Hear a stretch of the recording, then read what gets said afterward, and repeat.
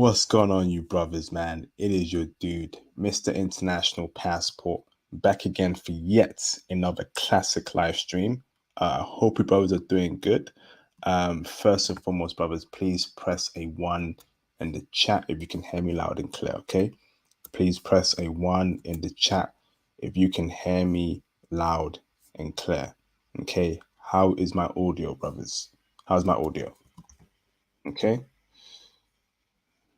let's get it. How's the audio, brothers? Thank you, Mr. Matumbo Dibwe, Comrade Grant. Appreciate you, brothers. Anyone else want to confirm the audio is working clean and crisp? I am Alex Watt. Donovan Jr. Yes, indeed. Awesome. Fantastic. Awesome. So welcome, brothers, to another classic live stream. I am your host, Mr. International Passport.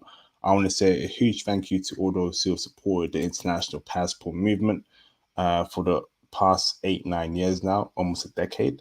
It's greatly appreciated. And of course, welcome aboard the new people.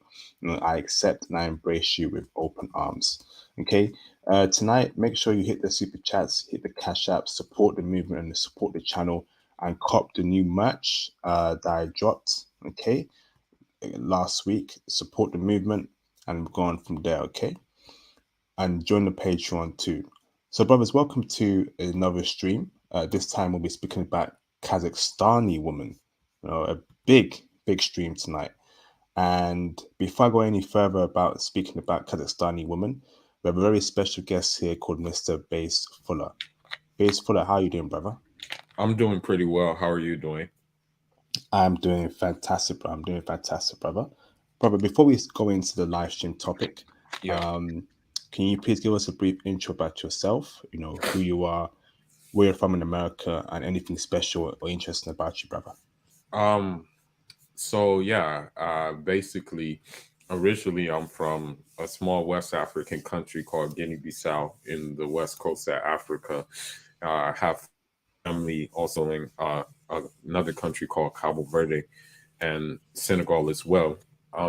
As far as in America, I am based in California. I've been in California most of the time, Los Angeles to be exact. And anything special about me? I wouldn't say anything special, but I guess you can say that I was neighbors with Nipsey Hussle before Nipsey Hussle was the Nipsey Hussle that people know today.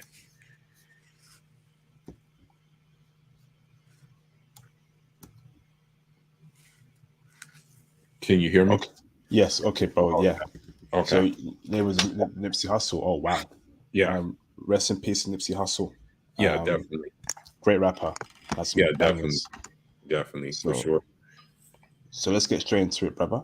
Sure. So, brother, Kazakhstani woman. Wow. That's a very niche country.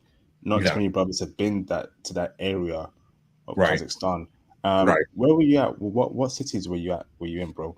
So I was in Almaty. That's the one of the bigger cities in Kazakhstan. Basically, it's like, I guess you can say it's the second biggest city in Kazakhstan, because that's where I actually knew people. Because the thing is that I was invited by people who used to live in Los Angeles, but what they did is they just pretty much saved their coins and pretty much just built their wealth up, and they just pretty much settled and went back home to Kazakhstan. Also, I was in Astana as well, which is the capital of Kazakhstan. Fantastic. Awesome, bro. Awesome. Yeah. So, my first question to you, brother, is the money, either saves mankind or getting there. Are the women in Kazakhstan checking heavy for brothers? Very important question there, brother. Are they checking for brothers, these women? Okay, so that for us, bro. Sorry. Yeah, no, go ahead. So the thing is, when I was there, and that's the reason why I'm going back, it's not necessarily just for the women. It's also for boxing purposes, since I'm in boxing. But the thing is that when they see an African or just any black person there, they're automatically surprised that you're there in the first place, because like for the most part, I'm gonna be honest, like most black people don't really even know where Kazakhstan is. You know what I mean? So by the fact Yeah. that you're there already, they're already surprised that you're there. They're like, yo, what the hell? Like this person is this black dude is in my country. So it it becomes a curiosity thing. They're like, well, why is he here? What's he about? And then after they after you guys break the surface and things like that, then pretty much it's a wrap. I'm not going to give out too much of my personal information, but I'm as we speak, I'm wearing a watch that was sent to me by a Kazakhstan girl. I mean, she mailed me a watch. I didn't ask for a watch, but she just said, here's a little bit of something to remind you of uh what's to lie ahead, basically. So the question about if they're checking for brothers, there's no question about it. Damn. No question. There's no question about it. Okay. So, brother, that's a very important answer. Yeah. You said what? Sorry, brother, can you hear me?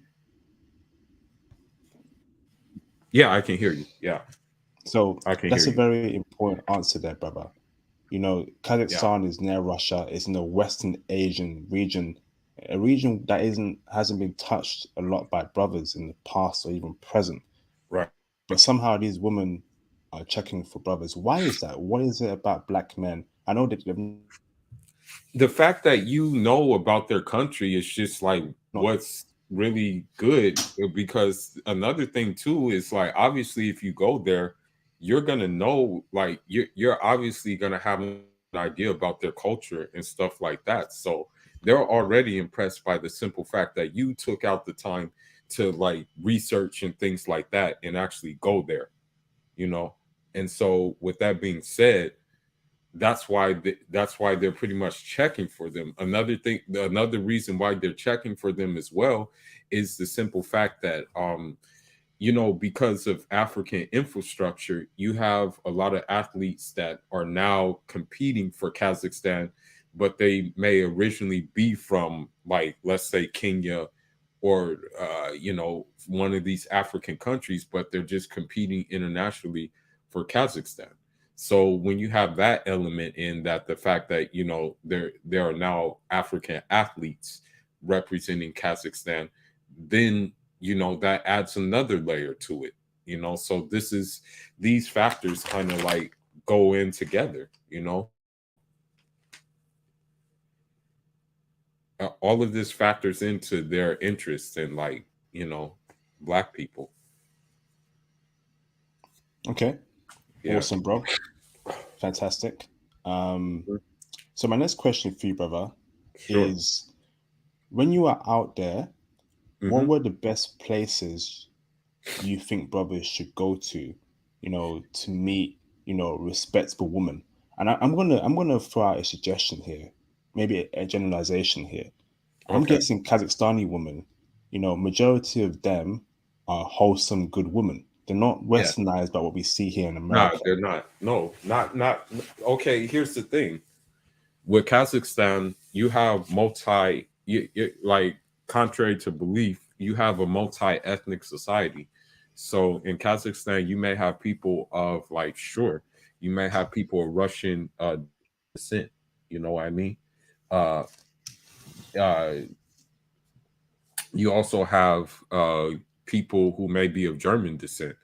You also have people, unfortunately, for the things that happened in the Soviet Union, you may have even people of Chechnyan descent there.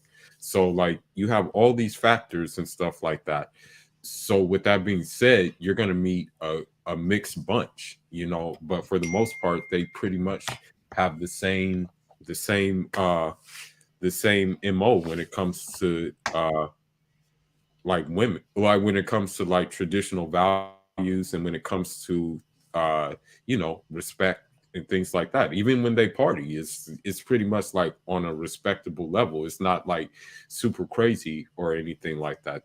The society does like have parties and stuff like that, but um it's not like, the Western sense in partying. You know what I mean? So yeah, by far the women are, wholesome women, by far. So that's fantastic, brother. So I'm assuming that pros, trying to keep it PG, pros, Right. women who sell box, it ain't a problem there in Kazakhstan. Yeah, there's hair. Sorry, there's some here and there, but in Yeah. general, they're not on that Western lifestyle where a woman Yeah, thinks okay to they're stay in they're box. not they're not they're not they're not basically they're not like really on that tip. You know what I mean? Okay, Yeah. fantastic, brother. Yeah. Is feminism a problem there? Not really. I'm gonna be honest Wonderful. with you. Like feminism, as a matter of fact, the woman who sent me this watch. I mean, if I power on my camera, I can even show you this watch. That it is definitely you will not see this watch in the United States. Put it this way. She sent me a watch which, like, I'm gonna be honest with you. I'm probably the only one wearing this watch within 1,000-mile radius. Okay. Um, so the one who sent this watch, the one who sent this watch even told me herself that if she was me in the United States, if she was me in the United States, she even told me she wouldn't put up with the shit that these women do here. Language, bro. Avoid Oh, swearing, okay. brother, please. Okay. I apologize for that. But she even told me that she wouldn't even put up with the stuff that the women do in the Western world if she was a man in the United States. So they definitely don't buy that feminism super soldier serum. Not at all. That's Not at all. beautiful. Not at all. Brothers, already another classic, man. Can we get the support running, please? Can we get the likes up, brothers? No, we gotta start. We gotta keep. No, we gotta start supporting me a lot more often, man. I'm giving you back to back Germany videos. I have another stream giving you Kazakhstan and Lebanese women that are wifeable material for you brothers. Cash apps, super chats, hit the Patreon, cop the new merch, and of course, at least hit the like button, man. Support the movement. It's a lot of hard work I put and time on this channel, so please support, man. Shout out to Jaws 2003 for the $10 super chat. Thank you, bro. Few questions. Can you compare Almaty and Astana? Did you also go there during winter? What's the best language to learn there? Kazakh or Russians? Great questions. Can you answer that one by one, please, brother? Sure. So I would say that Almaty is more like metropolitan and more I, I guess you could say more there's a lot more to do there in terms of like for people who are into, I guess, urban lifestyle and things like that. The capital Astana is more the the capital of Astana is more like I guess historical, because the thing is about Kazakhstan is it is one of the places where I guess you can say Genghis Khan left this kind of left his mark over there. In terms of language, although there is a bad taste in the mouth of Kazakhs about Russians, because of the colonial past and stuff like that. You can get by with Russian pretty well, because Kazakh it will take so long to learn, but for the most part, many people understand Russian. That's what I was pretty much getting by with when I was there. Fantastic. Awesome, bro. Fantastic. Did you go there during winter? Um, as a matter of fact, I did go there during winter, because for me, winter it doesn't really bother. I'm not really bothered with the weather or anything like that. So you know, for me, it was no problem. Um, I mean, they have jackets and stuff like that and things in abundance and for pretty decent prices, to, keep yourself bundled up, you know. Okay, awesome, brother. Thank you for that breakdown. Great super Yeah. chat there. Jules 2003, appreciate you, bro. Thank you very much for the support. It means a lot. Thank you very much. So, um, next question for you, brother, What's um, up? is in terms of looks. Obviously, we're men. A good-looking woman is very important. On average, Right. when you're there in Kazakhstan, were the women good-looking on Yeah, average? to me they were good looking because like the thing is, even the one who sent this watch to me, she has full lips. You know what I mean? I'm not trying to be like stereotypical or anything, but she has full lips. She's at quote unquote like in shape because she like dances, and she understands that like I like that kind of stuff. Like she understands like that's what I like. And it's not just one type of woman you're going to get there. You're going to get multiple type of women. You're not going to just get the Asian look there. I mean, as I said before, you have people from German, you have people of German descent there. You have people of like, I guess you could say from the Caucasus Mountains there. You have people from, Russian settlers who are there. So you're not going to just get one type of look. So they are good looking. These are good looking people. I remember one who visited um, the United States. We met in this one tourist place called Santa Monica. I didn't even know she was from Kazakhstan because she kind of favored, like, maybe she kind of favored, I guess you could say, I don't know, like Persian or something like that, because she was a little bit on the darker side. But then she said, "No, I'm from Kazakhstan," and that surprised me. Oh wow, Yeah. fantastic, awesome, Mhm. bro. Um, so do they speak English there? I know Russian and Kazakh is obviously spoke there, Yeah, but it's in it's terms of it. English, they speak that. Yeah, it's kind of difficult to find English speaking there. It's not really that common. Um, they're mostly speaking like the lingua franca of the area, um, and so it is a little bit difficult for that. So in terms of that, you probably will need to like maybe get a guide or something like that. But more and more people are like learning the English language there, but it's not as common as like say, let me name a place.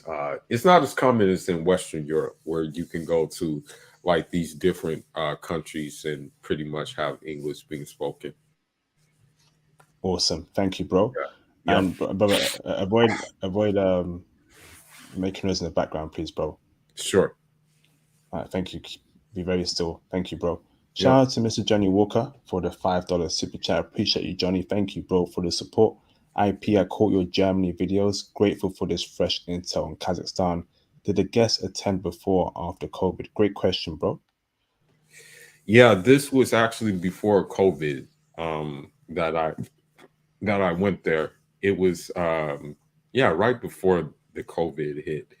And all I can say is that all I remember is it was a chill experience, and I just came as an empty glass, and then I just soaked everything up. And so, like for me, it like I just have a desire to not only go back there but go to the whole area. Go like not just go there.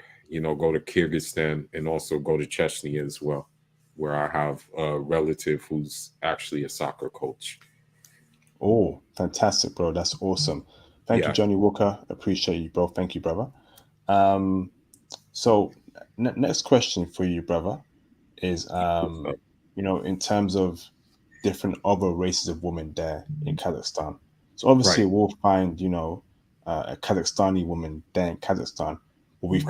find, Japanese woman, Asian, black? So Why? So, Break it down for me, bro. so there are some expatriates there, some expats there. Um, I didn't really see any, but I will say that, there you're going to just find people from that region.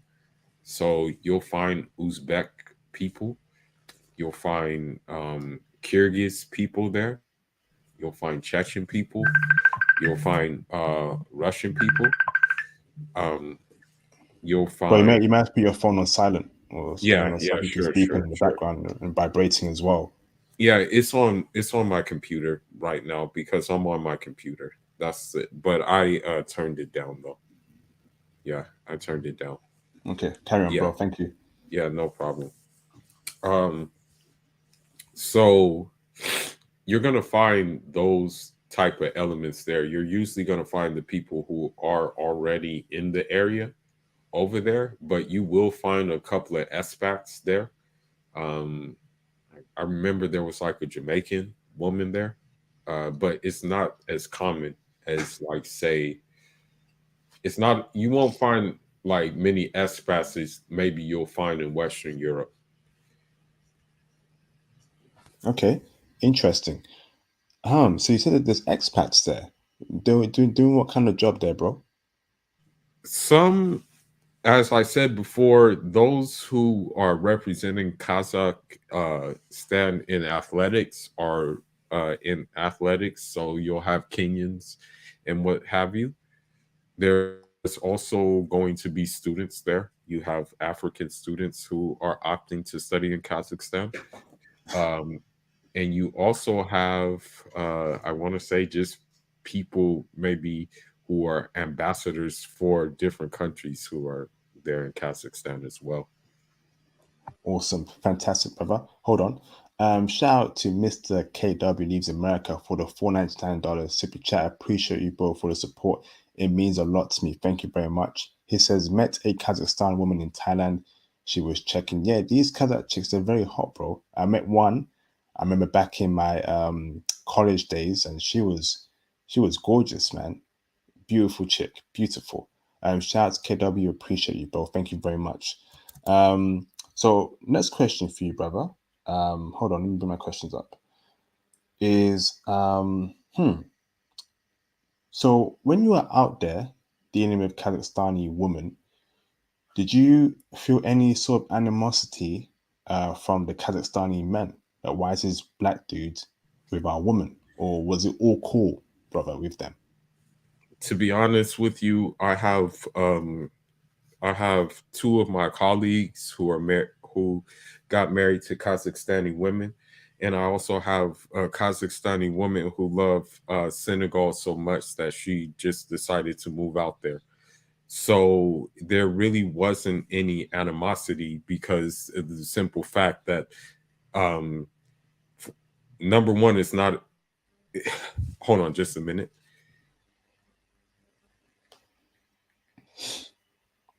Brothers, cop the merch. Thomas, cop the merch, brothers. John Thomas, can you please promote the merch in the live stream chat? Okay, now he's Uh, back. Go on, base filler. so with that being said, since it's not as common, it's not really common. Like men weren't really tripping off of it whatsoever. As a matter of fact, one of them encouraged me to. He's like, you know, you should think about settling down. He's like, you should think about settling down. There's plenty here. He actually,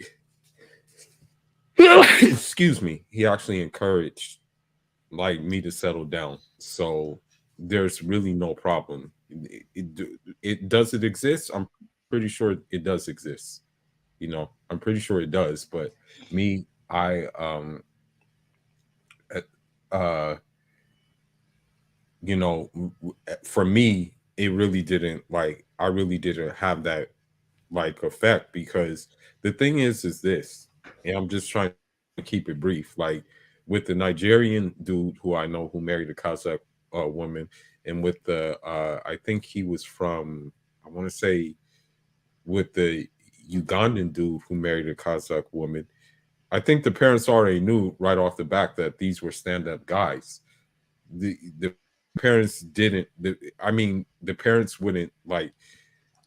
The parents would have a problem if they were let's just say passport pookies. And I'm not trying to like generalize or anything, but you know, there is kind of like a stigma about men who do go, like for example, to Dominican Republic and things like that. They knew that these men here, their intentions were pure. So that's I really didn't have no problem. I mean, Okay. yeah, that's the reason why I'm going back, is because like they're asking me like, hey, when are you coming back? Oh wow. Okay. Interesting, bro. Yeah. Um, Next question for you, brother. Right. So these Kazakhstani women, I want to get into their minds a bit more. Okay. I'm assuming that these are monogamous women where this is one to one in the relationship. So as a man, if you want to get another girlfriend or another wife, they're not going to accept that, or they may accept it because they're Muslims. Break it down for me, bro. They may accept it because they're Muslims, because the simple fact is, in that area, in that central Asian area, which is largely Muslim, whether it be Kyrgyz, Turkmen, or Uzbek or something like that, polygamy was a big thing, before the Sovietization or the Russianization of that area. But it still is something that they some will accept, you know. That's the Okay. thing. Some will accept it still. I'm not saying all of them will accept it, they but I've talked to one who said, I can see the logic behind polygamy. Like Oh wow. she actually said, like, I kind of see the logic behind like having more than one wife, you know. Oh, And it wasn't due to no sexual it wasn't due to them talking in the sense of sex. They were talking in the sense of like social order. They weren't talking in the sense of like just someone lusting or anything like that. It was just like social order. okay. Awesome. Thank you, bro. Brothers, we have over 100 people watching live. Can we get the likes up, please? Okay. Can we please support the movement and the channel? Again, we're touching upon a new country where you can find wifeable women. No one is touching these countries like I'm doing. So please support this movement. A lot of time and effort goes on this channel. Okay. It's 12:15 over here in the morning in the UK, and I'm streaming live for you, brothers. I could be doing something else. I could be with a girl right now, or I could be chilling. But every week I'm here for you, brothers, to give you the information you need. So please at least hit the like button. And if you have some donations, hit the cash apps, hit the super chats, join the Patreon and cop the merch too. Every donation counts, man, because a lot of time and hours goes on this channel and it's really eating into my personal time. Okay. The less support I get, I get more worried because I'm thinking, am I doing everything for nothing? Okay. So please support this movement if you want me to actually keep on carrying doing what I'm doing. Okay. Time is money. And trust me, a lot of time goes on this channel, too much time actually. So please support. So next question for you, brother, is body count. Body count is extremely important to me. We're not wiping holes here. We're not wiping three or fours here. In Kazakhstan, do the women have low body counts? And can I also find virgins out there? Give me some numbers, bro. It's very important to me. Break it down, brother. Yeah, so the thing is, since it's pretty much a conservative society and it's also Islam, you know, it's also like Islamic society. And, it may not be like Islam to the T. It may be like the culture, the culture is like Islamic culture. You know what I mean? It doesn't necessarily mean that they're like Islamic to like the very T, but people are still going to greet you, salam alaikum, bismillah, and things like that. Um, because of that element, those women are not really on the carousel like that. Like they're not really on the carousel like that. And honestly, they're gonna marry. They're looking. They're gonna be looking for marriage. They're not gonna be looking for any like kind of games or anything like that. I mean, I Mm. hate to.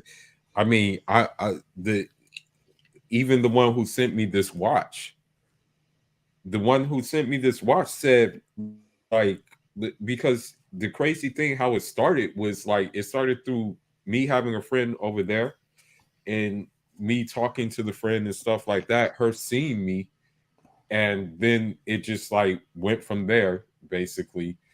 And she basically said it'll be my dream to be your wife.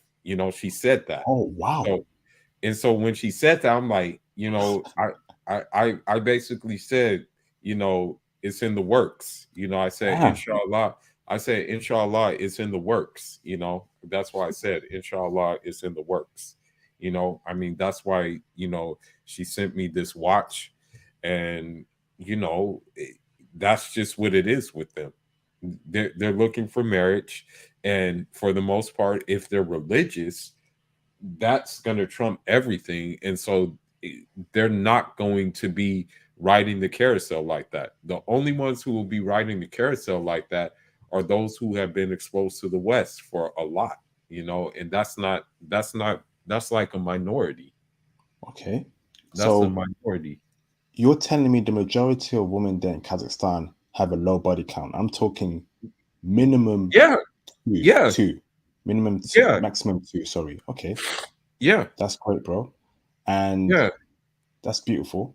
What about virgins? Can we find virgins out there in Kazakhstan? And what's the number? Would you say 30% of women, are virgins in Kazakhstan?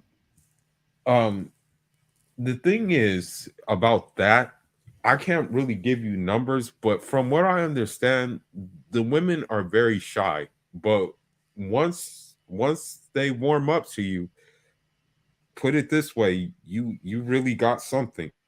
Okay, you really got something, but for the most part, they're shy. So I can only assume that like because of that shyness, that means like they probably still have their V card, you know, you know. Damn.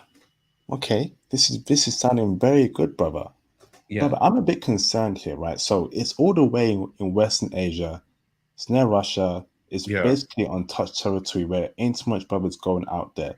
right, Racism and how black men are perceived there is very right, important to me. And especially if I don't want to bring my girlfriend that's foreign back to the UK right, or right, America. right, I want right, to keep her right, there, right, potentially live there, but work remotely while earning UK pounds or American dollars. How right. is life there in general as a black man? And was racism a factor? Did you experience any racism at all? Any discrimination? Any sort of people coming after you because you're black? Very I was important to me, talking brother. I was talking to my Nigerian friend the other day, and he's like, "Man, I love it here." And I'm like, "Yeah, I understand why you love it here. I understand why you love it there." And he's like, "It needs to be promoted more." And I'm like, "Well, maybe it doesn't need to be promoted more because like then it'll blow up the spot." I'll be Mm, like, then the spot will be blown up. Um, you know, I don't know if there's any elements of racism. I don't know if there's any elements of racism or anything like that, but I would assume that the elements are very low due to the simple fact that you have Kenyan athletes competing for Kazakhstan. And so, like, the fact that they allow these and welcome these athletes to compete for their country, I would think that, like, there would be a sense of like solidarity between us and them, and the fact that I'm like they invited me for like to study their boxing school, you know what I mean? Then then the racism I think is a very low kind of situation there. And if fantastic. it and if it's and the thing is also what I need to what I also need to mention too is that the race, if there is racism, it's just, and I'm not justifying racism. If there is racism, the racism is not just going to be extended to like black people, it's going to be extended to like Russians as well, in different like nationalities, you know. I'm not justifying it though, if it does exist, but for me, I really did not have that issue there. This They is were awesome. surprised. They were just surprised that I like understood Russian and could speak, get by in Russian. That's what they were surprised at. Fantastic, bro. Oh my Yeah. goodness. So, brother, when you were there, right, what would you say were the best places to go to meet Kazakhstani women? Was it the coffee shops? Was it the pubs? Was it the parks? Break it down for us, bro. How were you meeting this Kazakhstani women? Was it online dating? You know, what were you doing, bro? I don't use online dating apps. Like I refuse to use dating apps. I Okay. don't use them. I don't use them whatsoever. Hmm. What I was doing is like, since I had mutual friends, you know, I, since I had mutual friends, you know, basically, basically, I talk to my friends, and of course, they're gonna have friends who, you know, maybe girls and stuff like that, and of course, they're gonna introduce me to them, like, hey, this is my guy, you know what I mean? Um, and so basically, that's how I was introduced to them. And also sometimes, you know,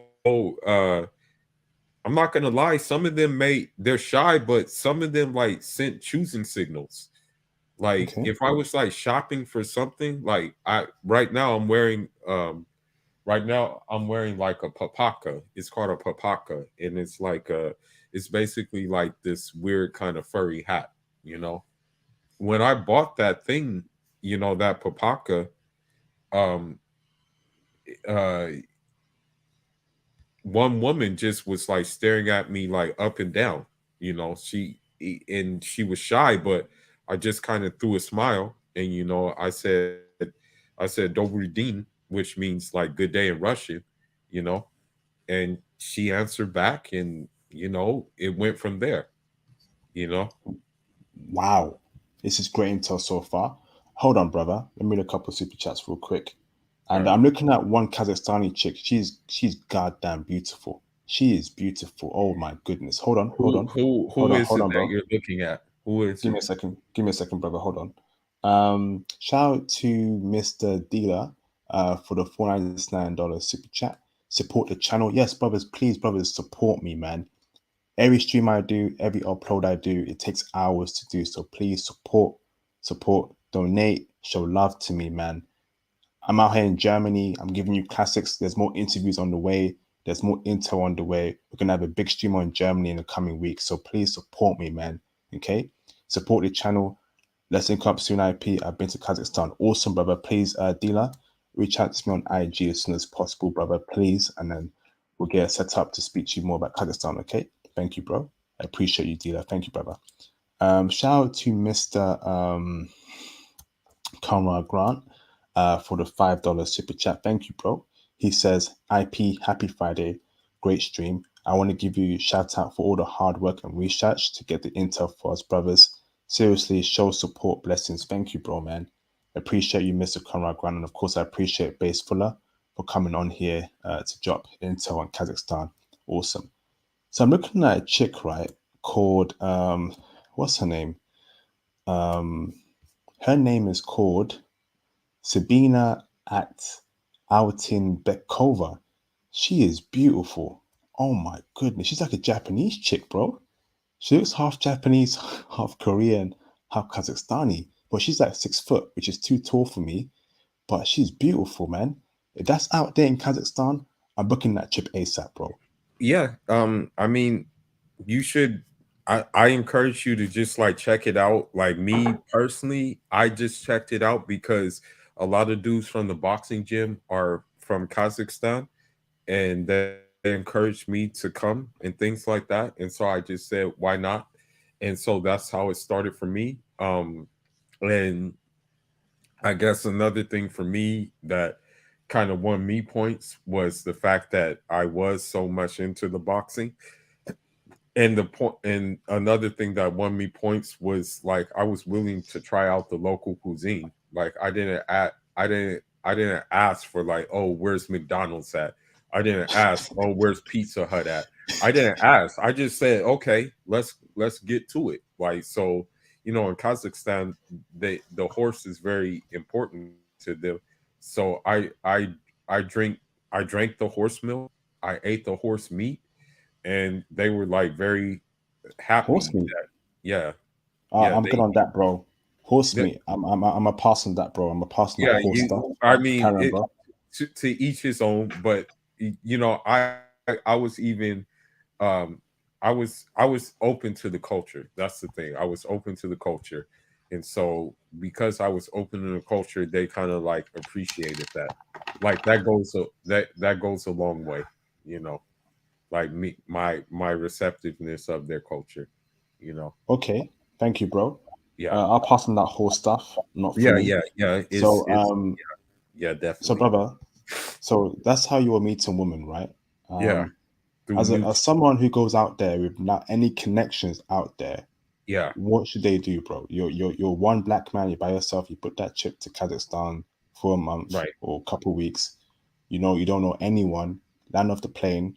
What should they do to gain connections to meet women? What should they do as a lone traveler, brother? In your opinion?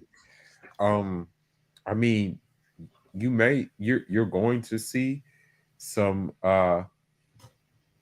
you're going to see what you would call it, some black people out there. So I think what honestly, like my recommendation would maybe be to like get with like some of the other black people out there, and they'll be more than happy to like assist you in your goals and your what you want to do, because I'm pretty sure like they have a network out there where they have met like Kazakh, like met other Kazakhstan people and things like that. And also people are very receptive and very friendly. I'll give you an example, a perfect example. The woman I met at uh the woman I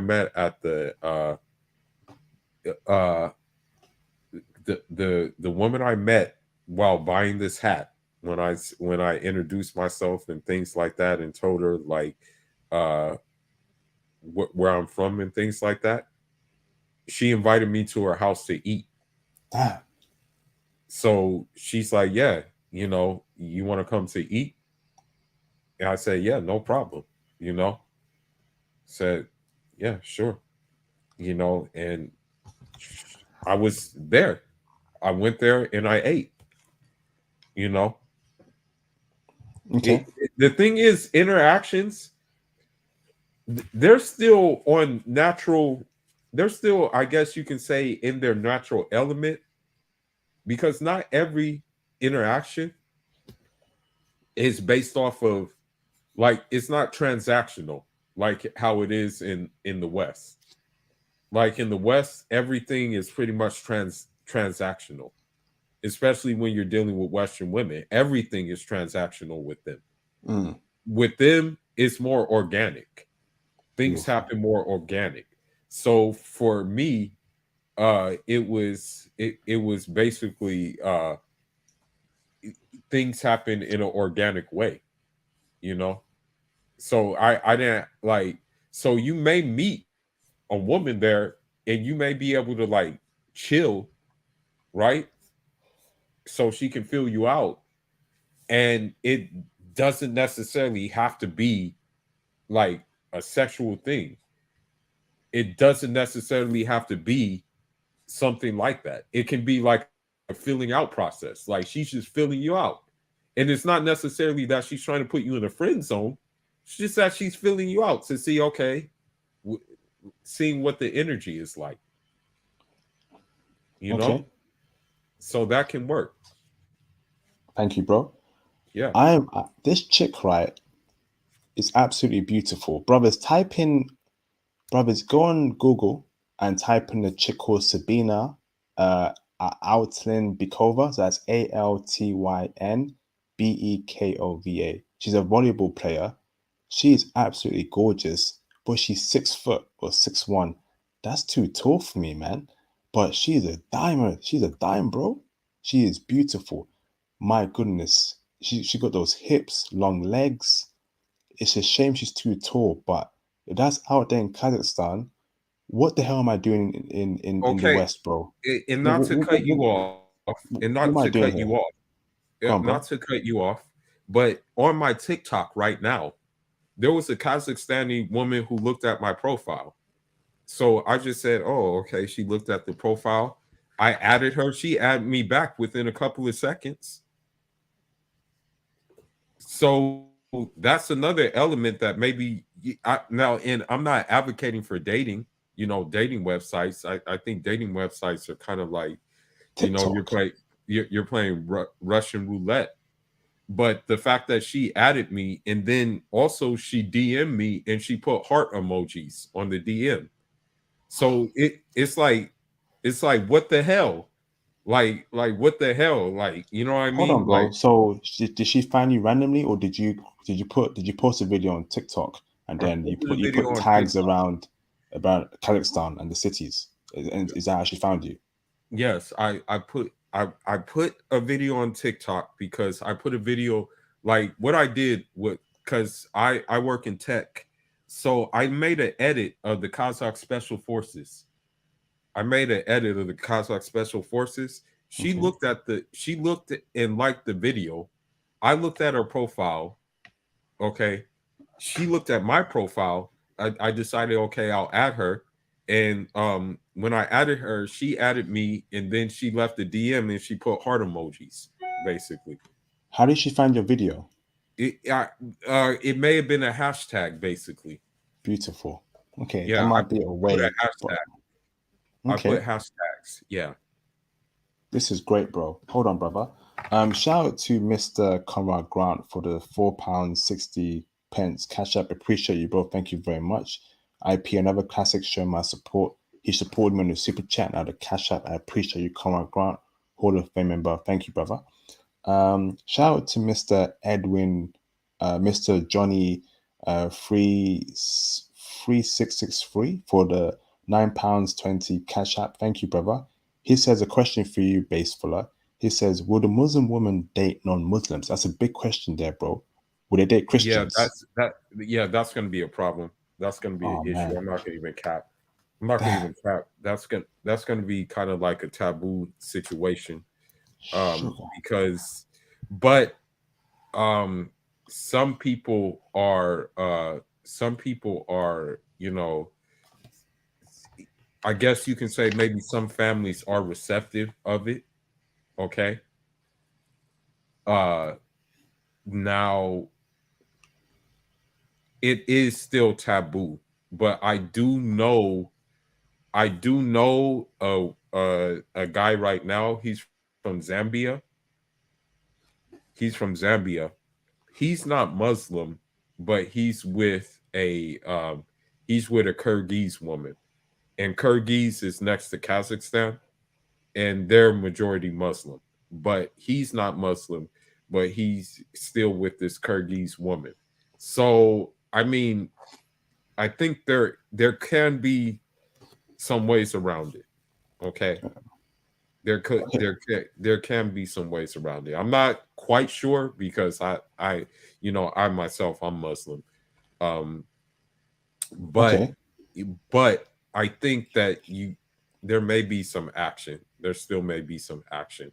okay. So, brother, let me ask this right. Can we find Christian Kazakhstani women in Kazakhstan? Is that Oh, okay. impossible? Well, yeah. I mean, the thing is, they may not be of Central Asian ethnicity. They may be of, like, for example, German ethnicity. They may be Huh. of Georgian ethnicity. They may be of Russian ethnicity. Because as I said before, Kazakhstan is just not like a uniform type of thing over there. You know what I mean? You Hmm. have different types of people. You don't just have a certain look. I think there's this one triple jumper uh from Kazakhstan. She does triple jump. She does not look like your typical Kazakhstani woman. You know, she looks more or less like a like a like a I guess you can say your typical Eastern European Caucasian woman, but she represents Kazakhstan, you know? Okay, Yeah, awesome. Thank you, bro. yeah, So next question for you before I read the super chats sure. um, is what's it called? Are Kazakhstani women wifeable? And tell us why if they are. Okay, well, for me personally, yes, because I mean, I hate to say it, but like I've never had like since I've been in the West and when I was into dating and stuff, it was always me giving and me not really getting anything tangible out of what I was giving. Mm, You know, it was never like mutual. It was always mm, like, I want this, I want that, I want this, I want that. It was always that element. Okay. And when I didn't give, when I said, nah, I'm not gonna do that, that's when like the insults started and stuff like that. Um, so this is the thing. But the fact that they're willing to give, like I mean, like I was very surprised for the receptionist at this complex to say, "Hey, you got a package from somewhere," and then I'm like, "What the hell?" And then it turns out that it's this watch, um, and even for some reason, I don't know why she asked this. She always asks me this when we FaceTime. She always asking me, "Did you eat yet? Did you oh eat yet? wow. Did you eat yet? Did Damn. you eat yet?" She always asks me that every time we FaceTime. Like, and so when I look at these things, I'm like, okay, so if I do, if I do marry her, then chances are she's going to make sure I'm fed. You Yeah. know what I mean?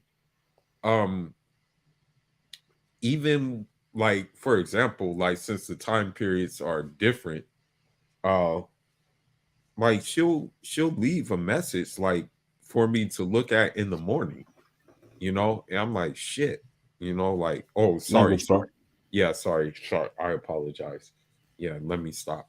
But I'm like, wow, just leaving messages in the morning. uh so what was said, for me, the fact that she said like it would be my dream come true to marry you, Wow. that right there kind of was like that, like messed my head up. Like my head spins around in a circle. Okay.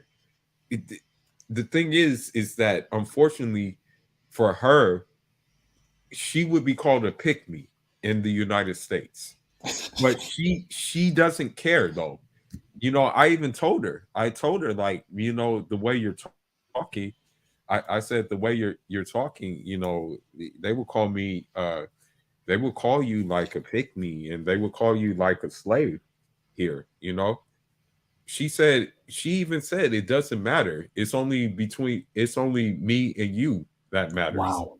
Oh my So goodness. that's why I said like that's why I said like I just threw my hands up in the air. I just like I threw them up in the air and said, like, is this God telling me, hey, you need to move? Is this what he's doing? So Okay.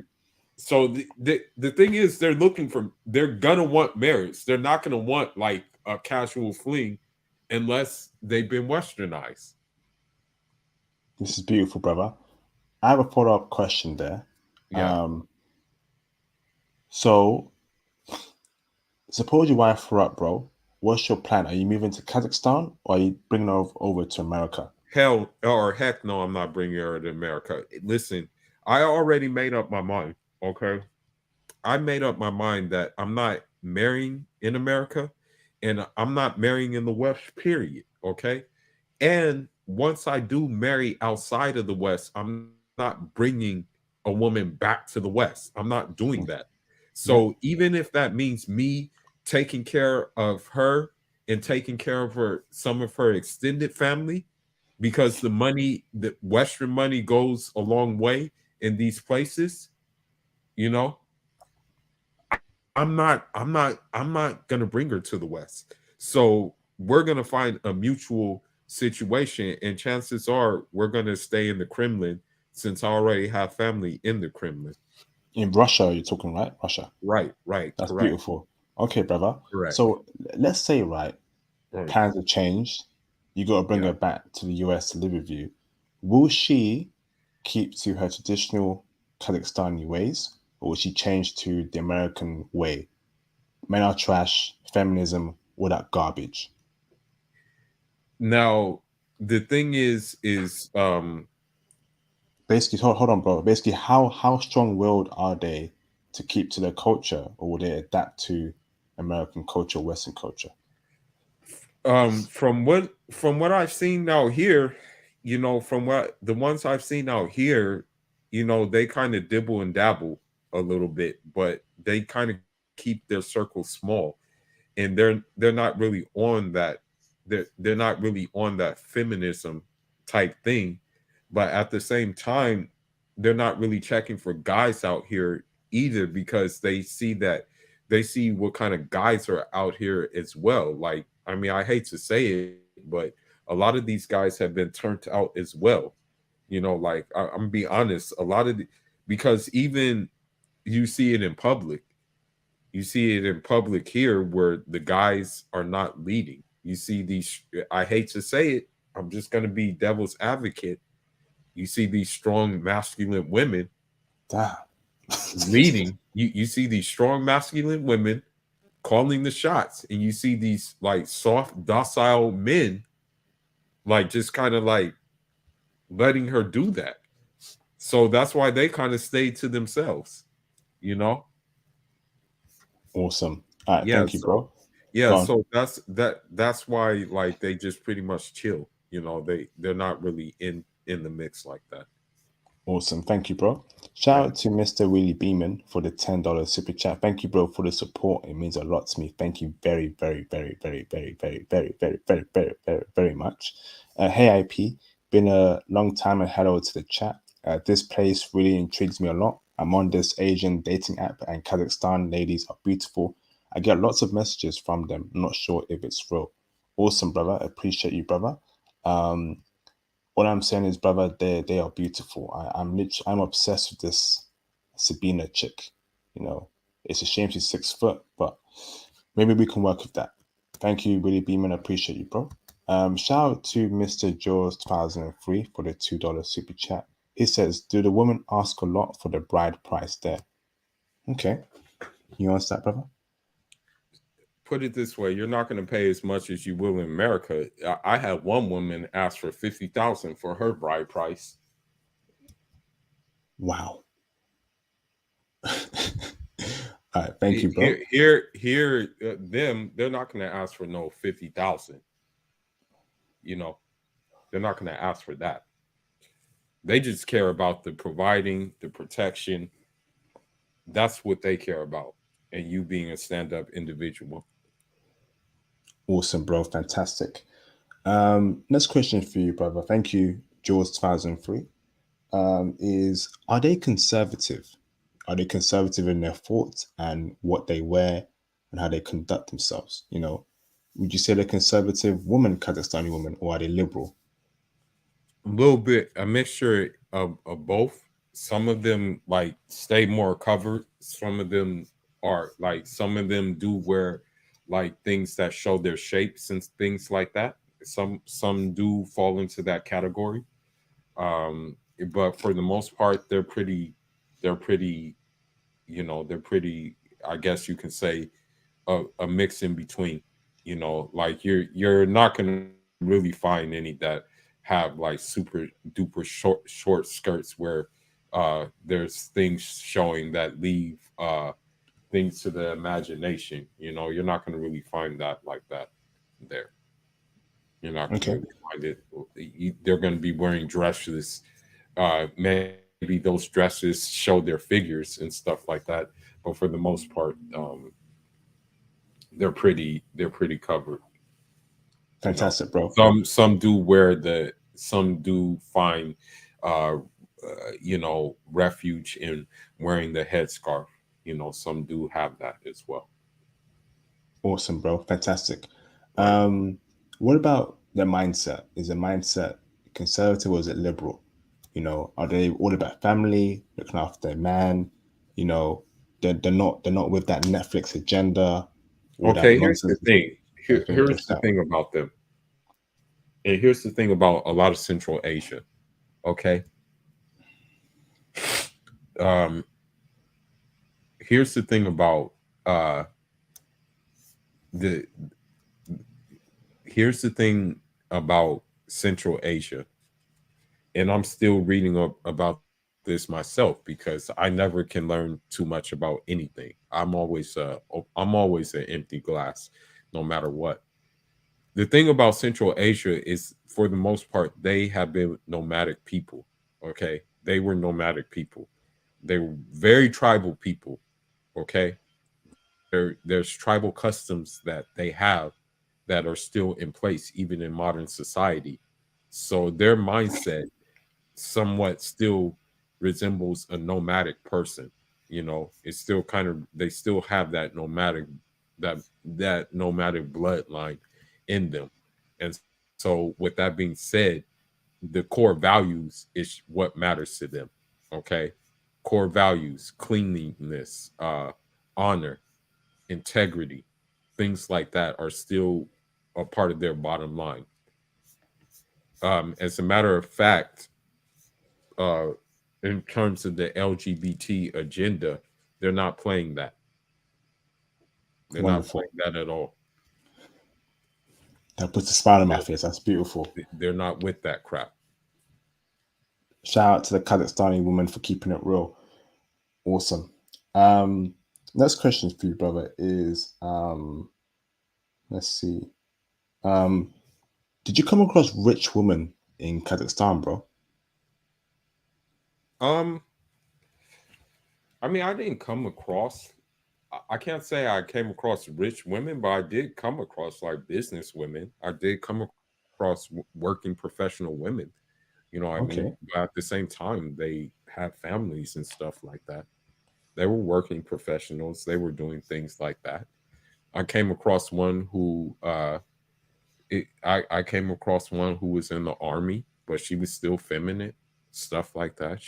I didn't know she was in the army until I saw her put together a gun in like a matter of in a couple of seconds. But she's still feminine, wore glasses, was chill, peaceful. So I mean, yeah, you still get women who do the normal things out there, but it just doesn't go to their head. Like it doesn't become like it's not like boss The babe. identity. Yeah, Yeah. it's not like boss babe. I don't need no man, dog mom. It's not like that, you know, like because that's the thing. They still understand that, you know, does a man is like at the helm of everything, even when it comes to the horseback riding. Yeah, you saw women horseback riding, but the ones the tricks like the handstands and stuff like that, doing handstands and all of that, a lot of that was just left up to the men to do that kind of stuff on the horse, you know. So the women even understand their limitations. Fantastic. Awesome, They brother. understand that. So next question for you, brother, is hmm, social media. Um, was that a problem out there? How popular is social media in Kazakhstan amongst the women? And what did they use the most? And did that influence them in a bad way? Um, Social media is just what it is. It's social media. It's not like taken into real life. Um, they still understand what time it is. Even on, I have the app called Clubhouse, and even on that app, I I hate to say Clubhouse is like a crazy app, but even the rooms I go to with Kazakh people are some of the more milder rooms that you can go to on the app. Okay. So that just goes to show you what they use it for. And it's really for socializing. It's not really to like push something down their throat or anything like that, or push an agenda. You know what I mean? And so Mm. what I'm saying is that that's what it's you that's what social media is. It's just social media. That's it. That's what it Awesome. really comes down to. Awesome. Thank you, bro. Yeah. Next question for you, brother, is: are Kazakhstani women submissive? And if so, how submissive are they? So for me, brother, like I mentioned in my previous streams, there's a pinnacle of submissiveness that I want from a chick. Will she bathe and will she moisturize me at my command? So I finish bathing and I tell her, no, actually, I jump in the bath and I tell her, baby girl, can you bathe me? And when you finish bathing me, can you please moisturize me? So are they submissive and will they bathe and moisturize their man? Well, there was a Kazakh woman who didn't know me from Nil out here. I was in Santa Monica. This is a very like tourist area, basically. And you know, I'm not that tall. I'm only like, give or take, I'm between 183 centimeters, between 183 centimeters and 185 centimeters. So I'm not like really the tallest guy. Um, but there was this one Kazakh woman out of nowhere, out of the blue, when I was like buying some shoes. She came up to me and started rubbing on my shoulders, and said, "Ooh," she said, "Ooh," and I'm like, "What up?" And so with that being said, if she's already starting to rub on my shoulders, what is that gonna what does that mean then? What is there to come? You know Yeah. what I mean? Mm. So that's what I'm saying. Like that's they have this thing in Central Asia, and only the modern like ones who have bought into feminism will reject it. But they have this thing in Central Asia called tarbiyah, and what tarbiyah entails is that like you you be you be good to your husband. I'm reading a whatchamacallit right now. I'm reading a book, you know. I'm reading a book right now about like Turkmen culture, which is next, like kind of close to uh Kazakhstan. It's in Turkmenistan. And there was a proverb in there that really kind of sets off what they're about. You know what I mean?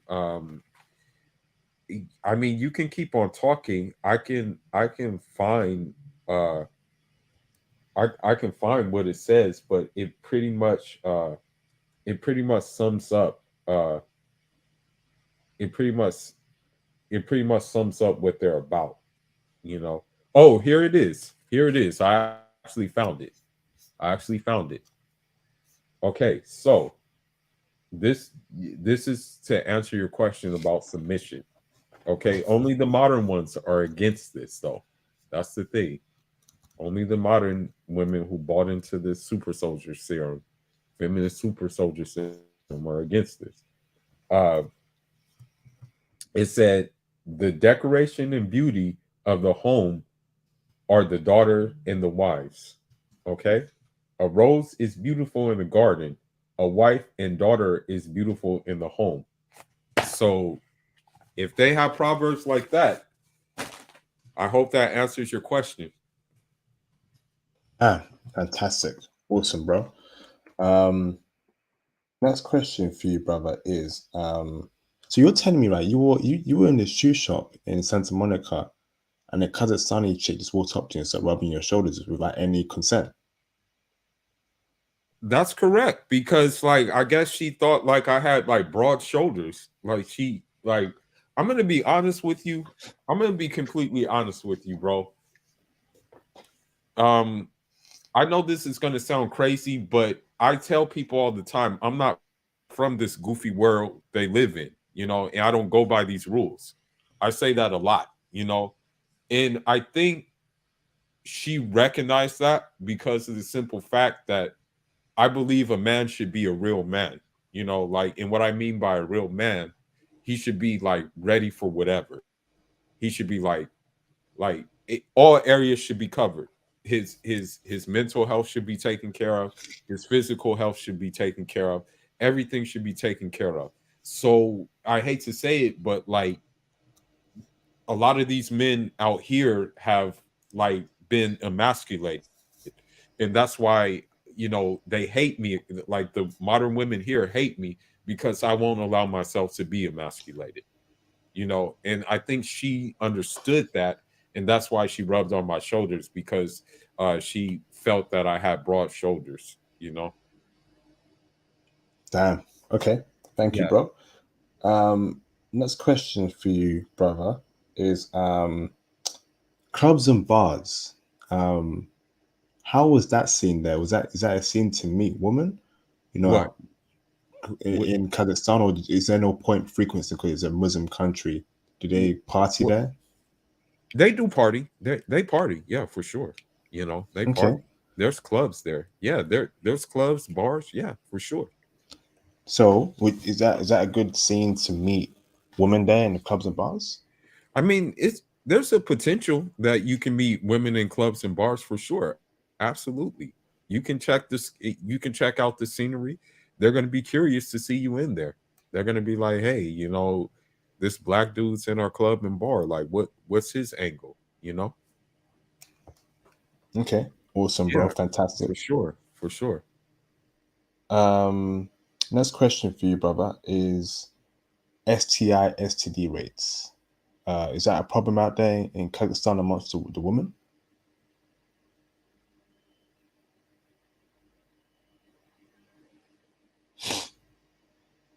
Okay, as I said before, right? As I said before, behind the modern state of Kazakhstan, behind the modern state of these places, is a very tribal, nomadic type of society. Part of the part of their society is reputation of tribes and clans. If if there's a bad reputation of tribe and clan, then it's not going to go down well. So STIs, STDs, it's not going to be it's not really going to be prevalent there. I'm going to just be honest with you, because again, they still have that tribal, there's still tribal people. Like, regardless of being modern, there's still tribal people at the end of the day. Awesome. Fantastic, bro. That's exactly what I want to hear. Right. Are Kazakh chicks, are they materialistic? Do they want a Gucci bag, their money bag, the Prada, all that nonsense? Nope. To be honest with you, what they want is just hip fashion, but hip fashion doesn't necessarily equivalent to expensive fashion. I'm gonna be honest with you. Awesome. Thank you, bro. Next question for you, brother, is um, what in your opinion are the bad parts about Kazakhstani women from what you saw and observed? Obviously, not all women are perfect. It could be like an Right, attitude problem, could be right, an entitlement problem. Anything right. you saw on average amongst Kazakh chicks? Well, I guess you can say one of the things that maybe like a limitation is I guess the extended family thing, because of the tribal culture and stuff like that. So it's like everything gets ran by the family. Everything is like family, family, family. I understand, but at the same time, it's like sometimes you have to like make your own decisions. And so it's just like it seems like with them, sometimes they run everything by the family, every single thing, you know, every single thing. And also, um, I won't say it's a bad thing. It's actually maybe a work, a work in a work in your favor. you kind of have to court them. And what I mean by court them, you kind of have to like show that you're interested.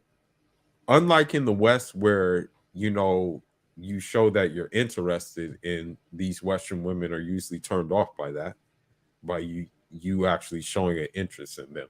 They don't like that here. Um, there you kind of have to show an interest. There you have to put some effort into it before they're gonna really like open up to you, and you know what I mean? Like for the most part. In that society. But I guess when you look at them out here, it could be a little bit different because honestly, the one who rubbed my shoulders, I did not expect that, that was Okay. completely, I got caught off guard, you know. So you And will have to go on. you will have to do a lot of courting when it comes to What was them. what was the follow up when that chick rubbed your shoulder? Did you get a number? Did you meet up afterwards? What happened, bro? Was that? Yeah, I just say, yeah, I just was like, yeah, you got Instagram, you know, you got Instagram, and she just like automatically gave me her Instagram, and we kept on talking, and we still talk to this day, basically. And the thing is, she lives in a different part of Kazakhstan, so I, even when I was out there, I couldn't like really get to her. Awesome. Fantastic, bro. Awesome. Yeah. Thank you. So it sounds like these women really love the brothers, which is good. Brother, let me tell you something. It's becoming more common for them to marry brothers, okay? There's one Nigerian dude I know, he married a Kazakh woman. There's another African dude I know, he married a Kazakh woman. There's a Senegalese I know who married a Kazakh woman. Okay? It's becoming more of a thing, you know? It's Wow. definitely becoming more of a thing. And the thing is about it, uh the thing about it is, and this is, and I told them, we told them, the Nigerian brother who married the Kazakh woman, he was one of my colleagues here. And I'm gonna be honest, they ridiculed, like, these women treated him like crap. And he did everything right. He did everything right. Every single thing he did right. But he got the last laugh now because those same women are single mothers, and he's winning now with his Kazakh wife, and they're mad and bitter. And I just say, yeah, you're mad, you know. You're mad.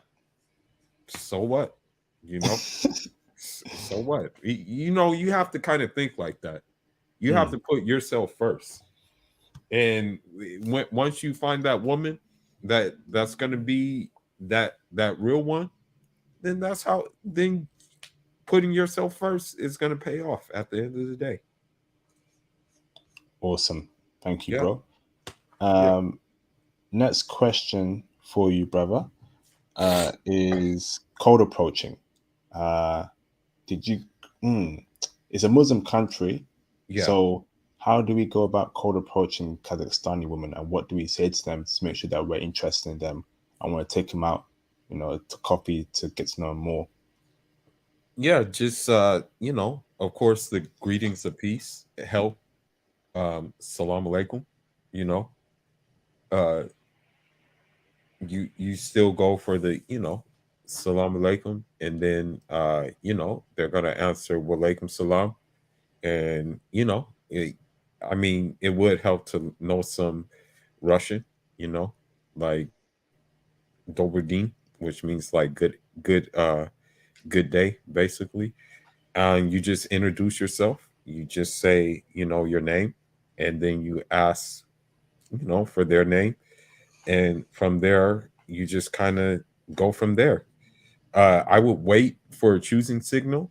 You don't necessarily um, you don't necessarily have to wait for a choosing signal, but I would. But it would help to have some eye contact first and foremost, and then once you have the eye contact, it's easier to break the ice.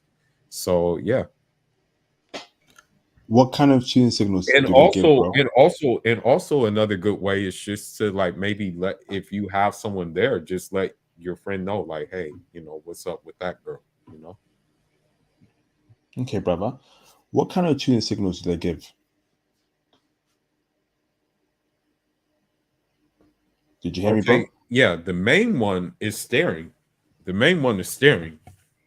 And then the other one that I noticed that happened, staring and then looking down, staring, looking down, staring, looking down. Like one woman did that 3 times when she saw me, you know. Um, and the thing is she kept on doing it, kept on doing it, and then that's when I just basically like threw a smile, and then that's when she threw a smile, and then that's when it kind of like clicked. Um, if they're not wearing hijab or the head covering, playing with the hair, while looking at you, like kind of like playing with the hair, looking at you, and then also adjusting the clothes as well.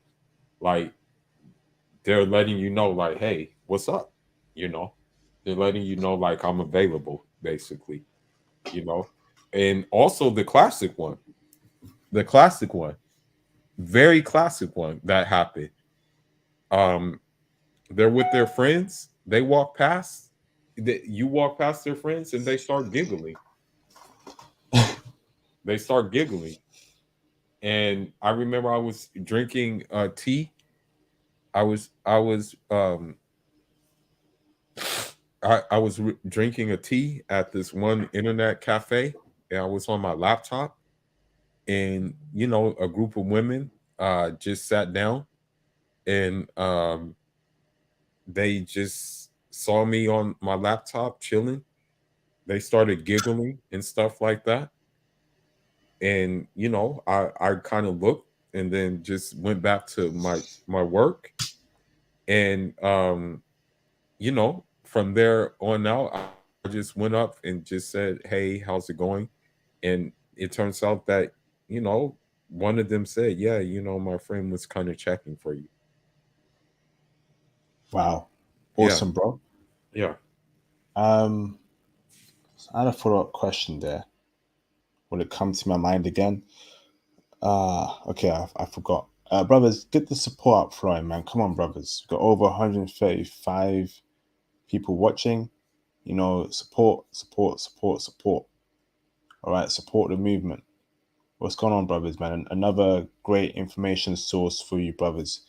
You gotta be supporting me a lot more, okay? Because if I don't get the support I get, I'm gonna spend less time on the channel because I got things to do, man, and I do a lot of things for you, brothers. So I'm telling you, support the movement, okay? If you're serious about this travel movement, you gotta support me, man. OG in this passport game, almost 10 years. So Yeah, to be support honest, me. I'm gonna say this, not to cut you off. You're the passport bro before the passport bro. Facts. I'm That's gonna be facts, bro. real. Yeah, I'm gonna be real. You're the passport bro before the passport bro. Thank you, bro. I appreciate those kind words, man. Yep, Thank you, Base Fuller. yep. Um, that is true, man. We've seen the passport bros movement take off, but it was only me and a couple other brothers that were serious about traveling. And I Right. was clowned many years ago, 2014, 2013, 2015. They were clowning me. I had threats.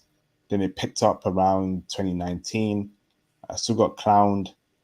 Now we've seen all these people and they're getting more support than me, even though I've been one of the pillars of Yeah, telling brothers to go you've and been the travel. originator.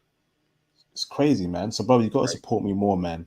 I'm getting really frustrated as to the lack of support I get on this channel as of recent. Support me more because no one has touched upon over 40 countries like I've done. I spent 5 hours on one country on live streams. You got to be supporting every single time. Support because I spend a lot of time on this channel every day editing, doing interviews, traveling, live streams, basically a full-time job, and I've got another full-time job as well. So please support. So next question for you, brother, is how should men dress out there in Kazakhstan? Hold on, bro. Did we come through wearing Sean John jeans, G Unit sneakers, New York Jets snapback, 4XL white tees, and a Gucci belt and a gold chain? Or do we Don't dress in a different way? don't Break it down for us, bro. like that's what I'm gonna say. Don't be a passport pookie, you know. Don't be a passport pookie because that's how I hate to say it, but that's when people talk about like the passport game and stuff like that, like most people think Dominican Republic because it's so close, then you can just go there, right? It's close. That's why it's a destination. Um, I'm gonna be honest with you. Um, I wore my Puma tracksuits. Okay, I wore my Puma tracksuits, and they actually love those things. Okay, they love the fact that it's not, it's not too much, but it's not too little either. The fact that they're like, oh, this guy, he kind of like just wants to be casual, wants to be comfortable, but it's still like a clean look. I'm not gonna lie. One day I wore um FC Barcelona because that's my favorite team. I wore a FC Barcelona jersey with some FC Barcelona sweats, and I had on like some casual sneakers. Um, which we would call it. Um, their one girl's eyes lit up. Her eyes lit up because I supported Barcelona. You know, and she's like, this black dude right here is supporting Barcelona. Because I guess she was a serious soccer person, football person, I should say. Yeah. So the passport pookie look with the oversized t-shirts, the baggy pants and the sagging pants ain't gonna really do it. It's not gonna really cut it, you know. Dressing up will be okay too. Like, if you decide you want to like wear the collared shirt and wear like maybe the cufflinks or and wear maybe the Gucci sneakers, which is up to you. But it's not going to be it's not going to be like they're going to look at you different for wearing those things. But if you do dress like a passport pookie, then obviously they're going to be like, oh, what the hell? Awesome. Thank you, bro. Um, Next question for you, brother, is we've got three or four more questions. Um, Nightlife, in general, is it a very crazy, vibrant nightlife out there in Kazakhstan? um there is a nightlife there, there is clubs, there is nightclubs there. You're gonna have that out there. um is it crazy? I wouldn't say crazy, you know. I wouldn't really say crazy. I would just say like just like your typical nightlife, you know what I mean? Like typical nightlife, but not like crazy in the sense where people are getting in fights. Like here, people are getting shot like in Western nightlife. You know what I mean? Awesome. Thank you, bro. Yeah. And Kazakhstan is a very is it cold all year round in Kazakhstan? It's pretty cold. Um, but it is hotter in the summer because my friend even said, hey, you may want to come here in the summer, Yeah. Awesome. Okay. You may want to come in the summer. That's what they said, you know. Okay. Thank you, bro. Next question is, brother. So I know you mentioned you were in one city. Are there any other cities in Kazakhstan where the women are also checking for brothers, or is it the whole country that's showing love to brothers, or is it particular cities? If not, can you name those cities, please, brother? Yeah, I mean, I would just say the whole place is really checking for people, you know.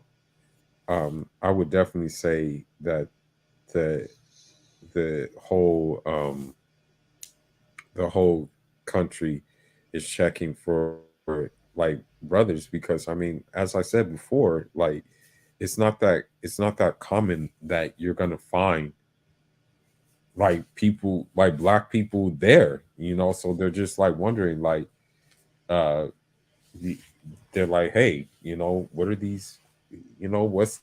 their deal. And it's not like them being defensive. It's them being like, hey, what's the deal with them? You know? Awesome. Thank you, bro. Yeah. Uh, what's the ratio of women to men out there in Kazakhstan? Was it more women than men, more men than women, or 50-50? I would say there's a little bit more women than men, but not too much, because the thing is that uh they're still like marrying and stuff like that. Don't let it fool you. They're like in these countries, in these like these places in Central Asia, they're still getting married, they're still doing all of those things. They're still doing like what's not happening in America like that, you know. They're still doing it there. So that everything is pretty even, you know. Okay. Everything is, yeah, everything is pretty even. I'm guessing it's a masculine traditional society. Men run that country, right? Of course, there's no down with the patriarchy type thing that they have out here. There's none of that like that. The men run the thing. The men run the show. The women understand that. Mm, Of course. awesome. Fantastic, Now, bro. does that mean that women don't have equal rights? Absolutely not. Yep. Absolutely not. Thank you, bro. Awesome. So next question for you, brother, is N-word use. Did you hear that at all towards you or in public during songs or when Nope. speaking amongst themselves? Do you hear any N-word use towards you at all, brother? Nah. Nothing like that. You know. Okay. Well, what about Nothing like slurs towards black people in their language? I to be honest, I really didn't experience anything like that. Like that's just my experience though. Maybe perhaps someone else went there and experienced that. But for me, I didn't have that issue, you know. Awesome. Thank you, bro. Next question for you, brother, is what's the dangers to be aware of in Kazakhstan? Um I would say I would basically say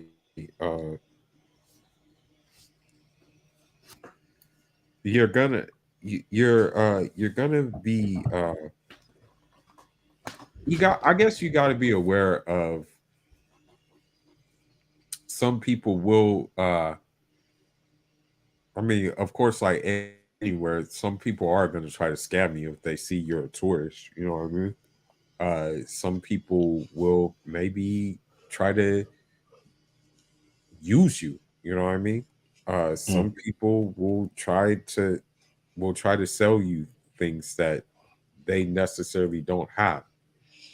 You have to keep in mind that since this place is, I'm not saying it's common or anything like that. I'm not saying it's like a common thing, but you have to be aware of heroin and things like that passing through there as well. oh wow, in Yeah, Kazakhstan. Okay. yeah, because I mean it's kind of like close in that Afghanistan region, so heroin comes through a lot. Okay. Thank you, bro. Yep, Should black men travel there alone or in a group to Kazakhstan? Tell us why. I traveled there alone, but again, I had people that I already knew from the boxing gym there. Um, but I traveled alone. I usually all 99% of the time I travel alone, like most of the time. Uh, it's even better to, if you travel alone, it's cool. You'll be okay. Um, the thing is that uh,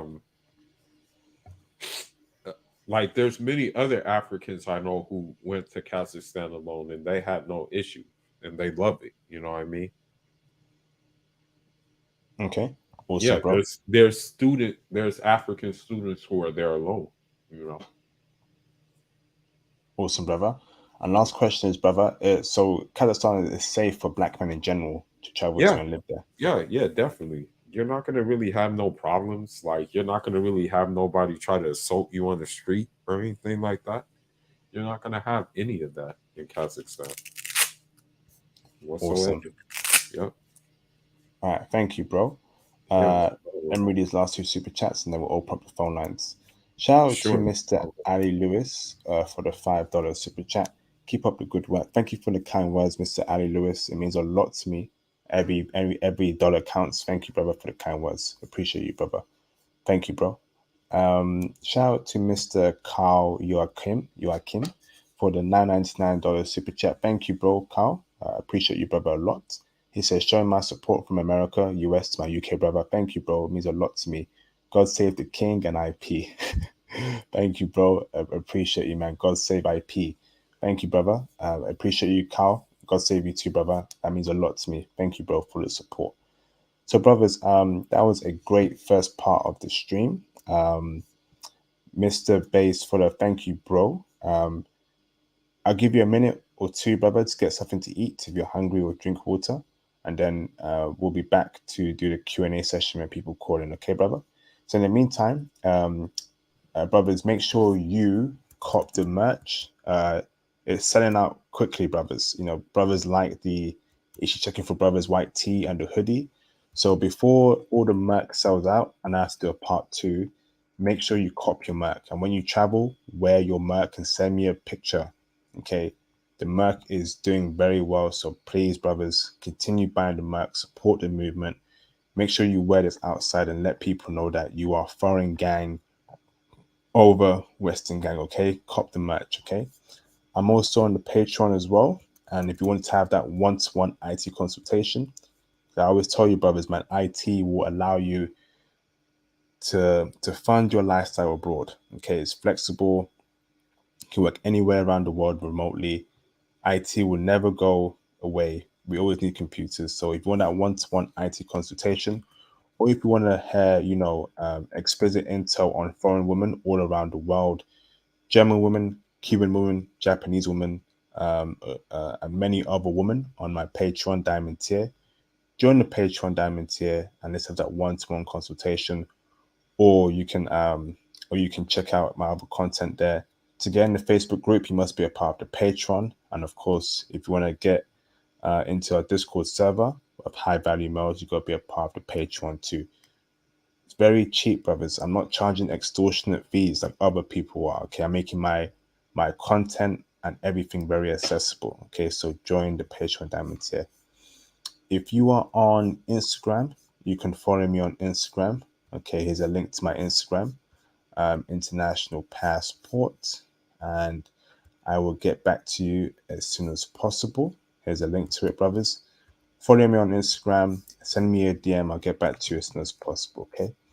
I'm also on Twitter. Follow me on Twitter, okay? And send me a DM on Twitter. If you have any questions, I'll get back to you. John G says he got his hoodie. It looks great. Appreciate you, John G, for supporting the international passport movement. Brothers, the hoodie is great, man. That's selling out like hotcakes. Okay, the hoodie is selling out like hotcakes. Okay, the international passport, foreign women over Western women. Brothers, support the movement. Go and buy the merch.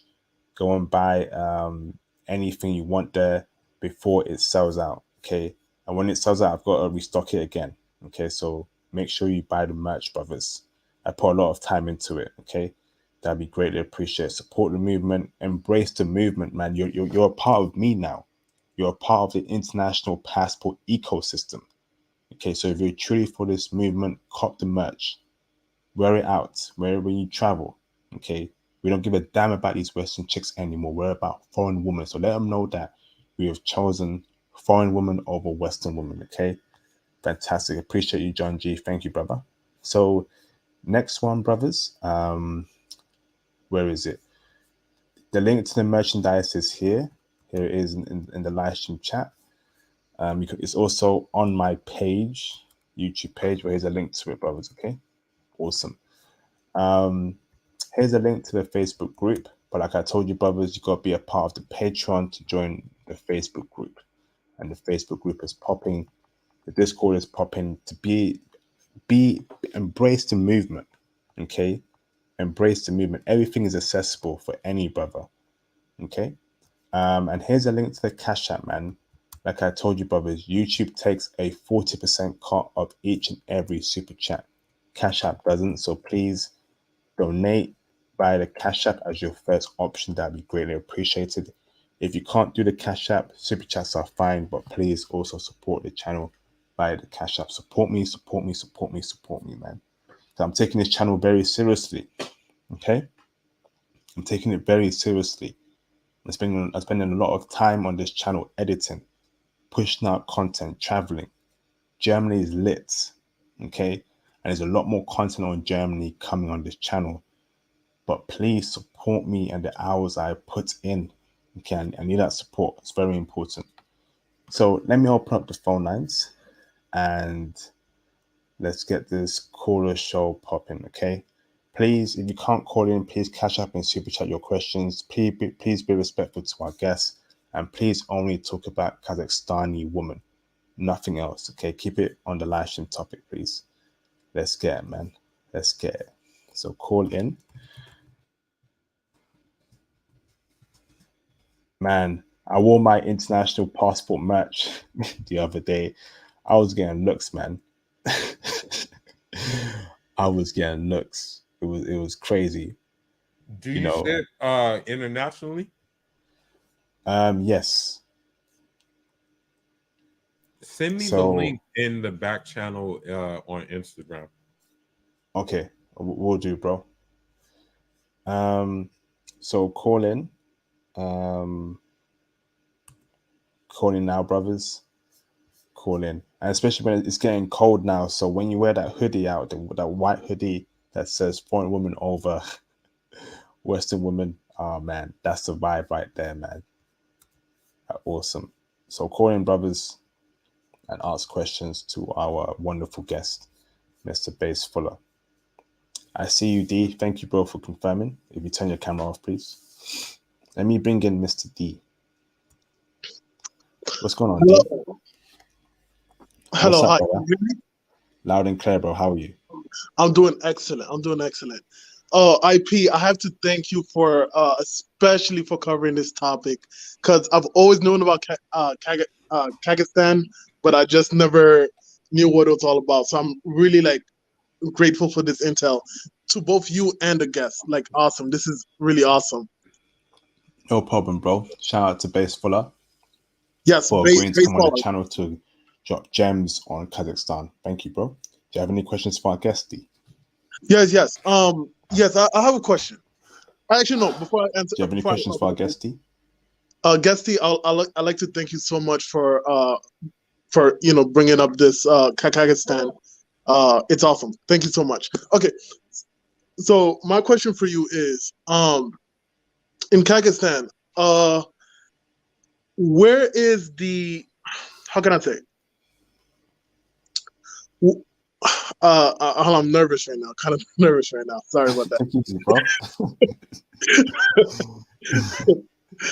We're not vampires. Right. Okay. In Kazakhstan, how is do the women there know how to cook? Are they really good cooks out there? Of course. Like I said before, there's something called tarbiyah out there, and that essentially means servitude. And it doesn't necessarily mean servitude in a slave way. It just means servitude in a domestic way. So by far, they're good cooks. They know how to cook. Okay, and this would be majority of them, and not the Western. Yeah, it's a majority of them know how to cook. Yeah. Okay. Yeah, because this is awesome. And I think Kazakhstan women are legit, in my opinion, wife material. I myself am a Muslim, so this is actually really great to hear. Yeah. Yeah.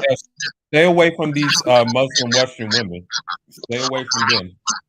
Absolutely. Yeah. I mean, unfortunately, it's come to this. It's come to this and I didn't want it to come to this. But when I say Western women, I mean all Western women, including the Muslim ones as well. Wow. It's like, it's crazy because I've always thought the Muslim were like one of the last few conservative, right, women in the West, but apparently even they're becoming reckless. You know, it's tragic. It is tragic, so that's why we have to. That's why we just leave them alone. Just leave Right, them. right. Yeah, you're absolutely right. Absolutely right. It's very, yeah. Now I'll give you an example of the cooking. The when I went over to the female's house who invited me to eat, you know, it wasn't men who were in the kitchen; it was the women who were in the kitchen. Wow. Get down, and me, I was talking to her family, her brother, her you know, people will do that. People will invite you, like people. Wow. That's part of the culture. That's part of their nomadic culture. Now, were you a stranger or at the time, or like you just through her? You know, you went through the family, like, or Like do they just invite strangers? basically, I was a stranger, but the simple fact of the matter is, she just saw that I was like sincere, chill, and relaxed. So that's why she was like, okay, yeah, invite this guy over.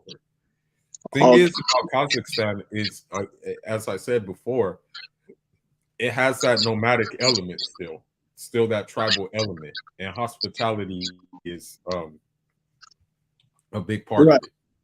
Right. Right. So they're still super traditional, which is Yeah, what I.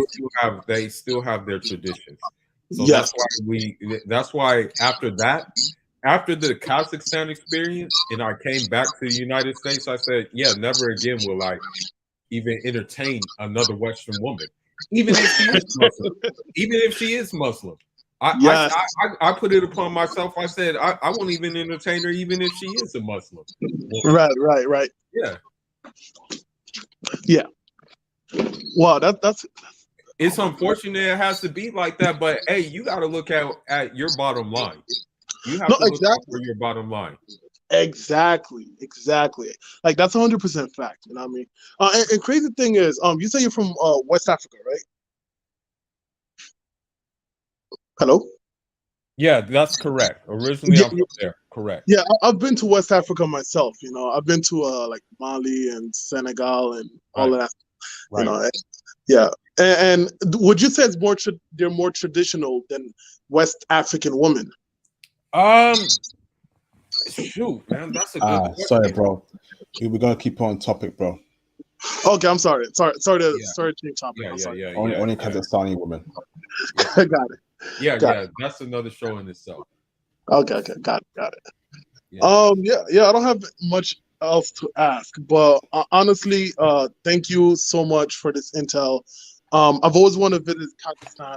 When I went to like Ukraine and Sweden, I met like I think one Kazakhstan in each of those countries. Really. Yeah. So Okay. yeah, it's cool. Thank you so much, very much. All right. Thank you, D. Appreciate you, bro. Let me check my cash app real quick. Shout out to Mr. Come on, man. What's up with this phone? Hold on, brothers. Hold on. You know, I'm a bit of a. Come on, man. Are you kidding me right now? There it is. Shout out to Mr. Wartech Systems for the £9.20 cash app. Thank you, brother. He says for Kazakhstan stream, is polygamy okay there?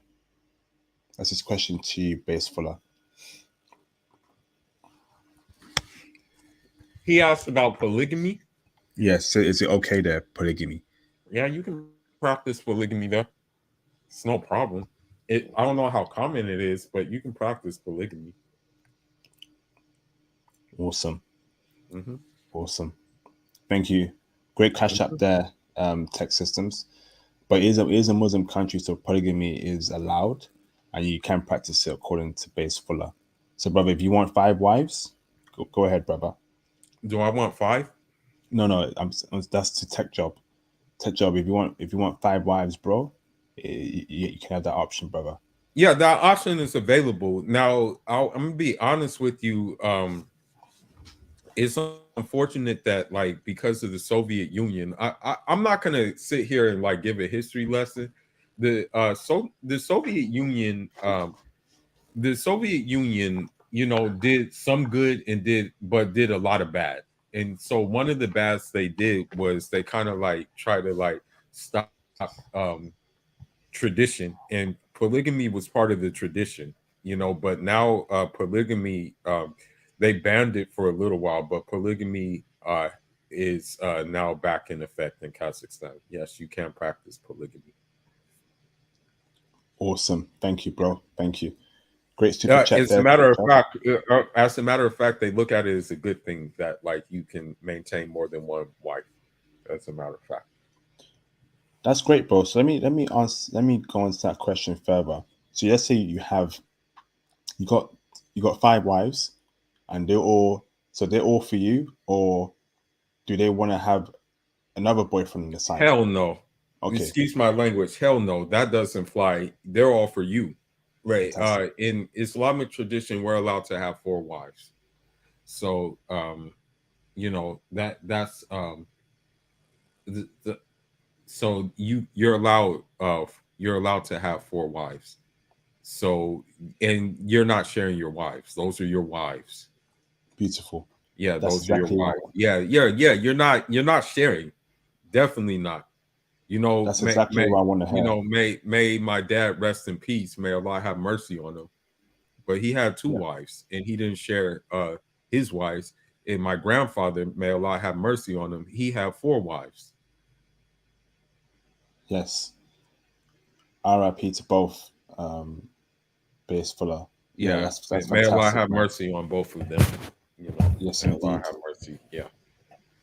Yep. Yes, indeed. Thank you, bro. Yeah. Awesome. So, brothers, feel free to call in.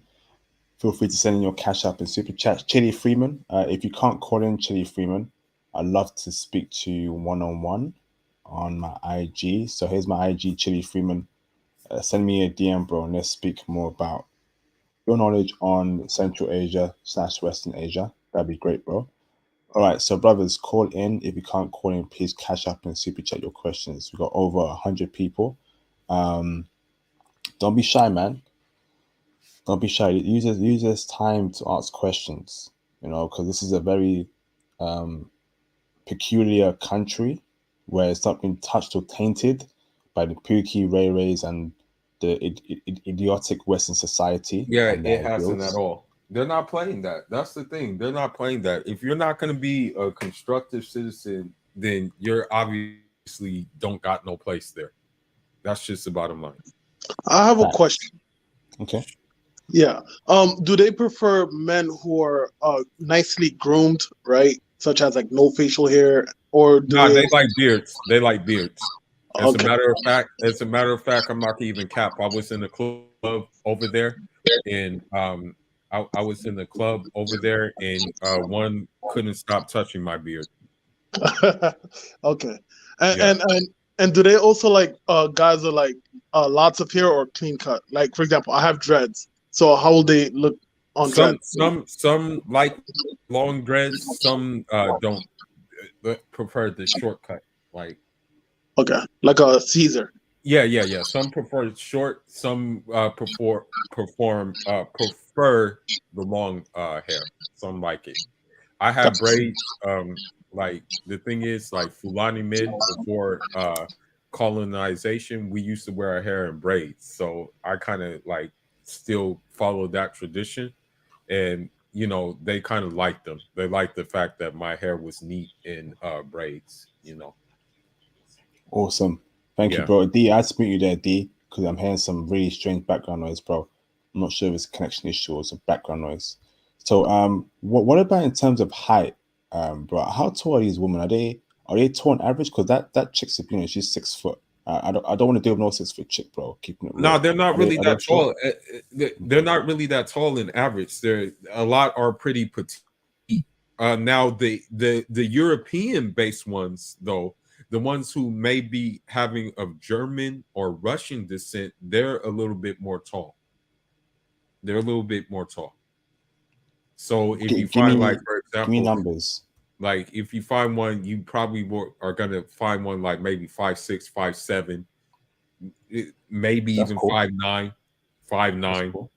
You know, like you may find one who's like 5'9". The tallest you maybe find will be of like maybe 5'10", but usually they're gonna be of European descent most of the time. All right, that's cool with me, Like bro. Just no 6 foot usually, chicks. yeah, they're usually going to be like of like Russian or like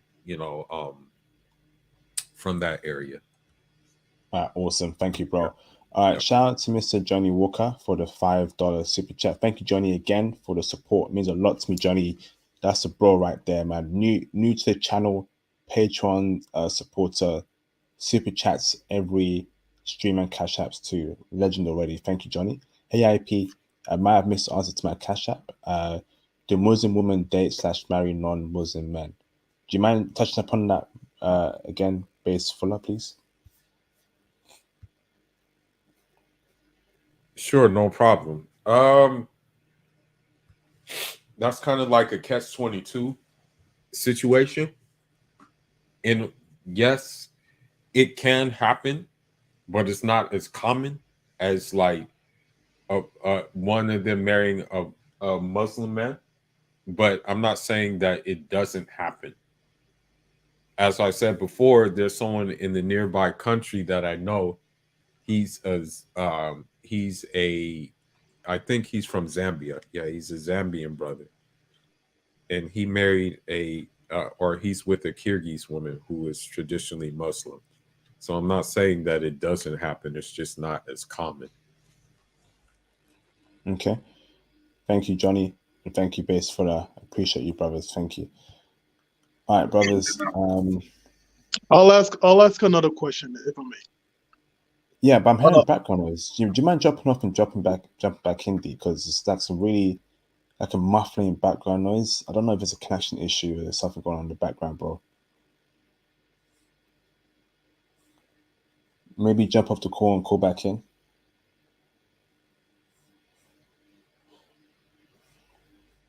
Okay. You back, D? Yeah, hold on. Okay.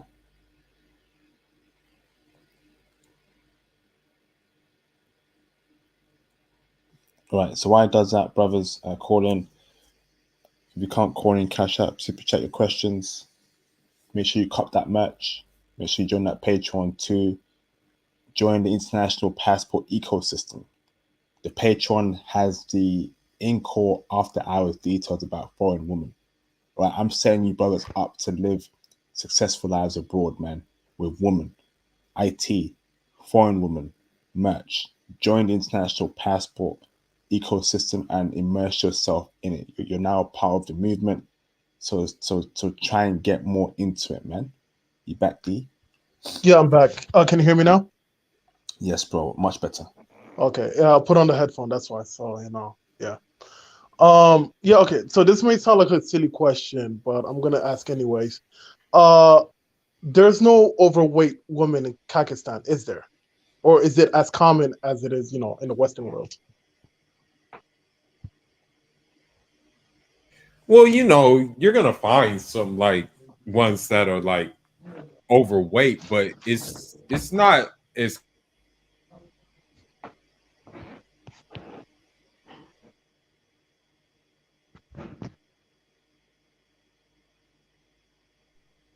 Hello?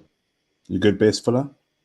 oh okay. So in terms of that, there's overweight people everywhere, but it's not really as common in Kazakhstan due to the simple fact that, as I said before, it's still a nomadic society. So what people will do will go to the countryside and they'll still do those activities which require physical effort, horseback riding, nomadic things. Because the thing is, these are like Genghis Khan descendants. Like that's the thing. Like in these whole regions, the thing is about Genghis Khan is Genghis Khan spread his seed very far. You know what I mean? And so you still have that tribal element there. So they'll still like, you know what I mean, still do that. Or if they don't even do that, they're going to be involved in some kind of dancing or some kind of working out or something like that. The one who added me on TikTok, it looks like she dances. She's in hella shape, basically. So that's basically the standard. Most people are in. Most of the ladies there who's in shape is the standard. Pretty much. Okay, good, good. That's what I like to hear. Because you know how it is here in the West. The Of standard. course, of course, of course, of course. Strong. No, look, strong, fat, obese, but I still want a man with 6 figures, 6 feet, six pack, and that's the only one that I deserve. Okay, Yeah, thank you, D. pretty much. Yeah. All right, thank you, D. Appreciate you, bro. Thank you very much.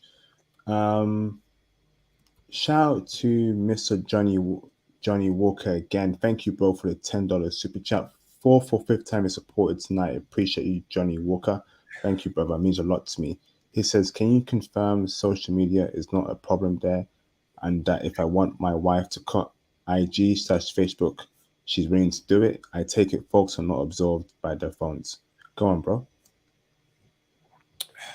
The thing is, they're gonna that with that culture, it's not gonna be like some casual thing. So if you get into that culture, it's they're taking you serious for marriage. So once the woman is married, that's gonna shut off. Like her priority is you in that marriage, not posting selfies on social media showing she's married. No, it's gonna be the marriage. All the married women I know in that country very rarely post on social media. It's very Awesome. rare. Very rare. But supposedly Johnny gets a beautiful Kazakhstani wife, and he tells her, "Hey, baby girl, I need you to cut off IG and Facebook because I don't get down like that." Is she gonna listen to him, bro?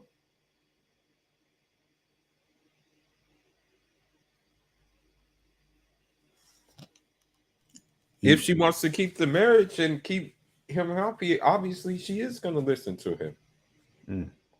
Because at the end of the day, in that society, as I said before, they know what men bring to the society. Okay? Yes, indeed. Hope I answered your question there, Johnny Walker. Thank you again. Shout out to Johnny Walker again for the $20 super chat. Brothers, man, it's a one-man show now, and we gotta get other people also supporting the channel. So I appreciate Johnny Walker for the donations continually. It means a lot to me, brothers. But brothers, let's join the show as well. Let's support the movement. If you have any questions, Cash App, Super Chat it. Support in general, Cash App, Super Chats. Appreciate you, Johnny Walker. Thank you, bro, for the $20 super chat. It means a lot to me, brother. Salute to you, my brother. Do the Kazakhstani women still exert themselves physically after having children to stay in shape? Will the women you hung out with have mothers that were also in shape? Here in America, they blow up after that first kid. They Oh, don't, man. they don't, they're already blown up. Forget that. Like, I'm going to be honest, a lot of these women in America and in the West in general have beer bellies because pretty much all they do on the weekend is go out and finesse dudes for drinks. So even before they have kids, they're already blown up. I'm going to be honest, it's very rare. Even the ones who go to the gym, they're you can count on one hand the ones who are actually fit and in shape. The rest of them are gigantors, but that's another stream. But anyhow, as I said before, diet, nomadic society, and culture play a big factor in their regimen. They ride horses.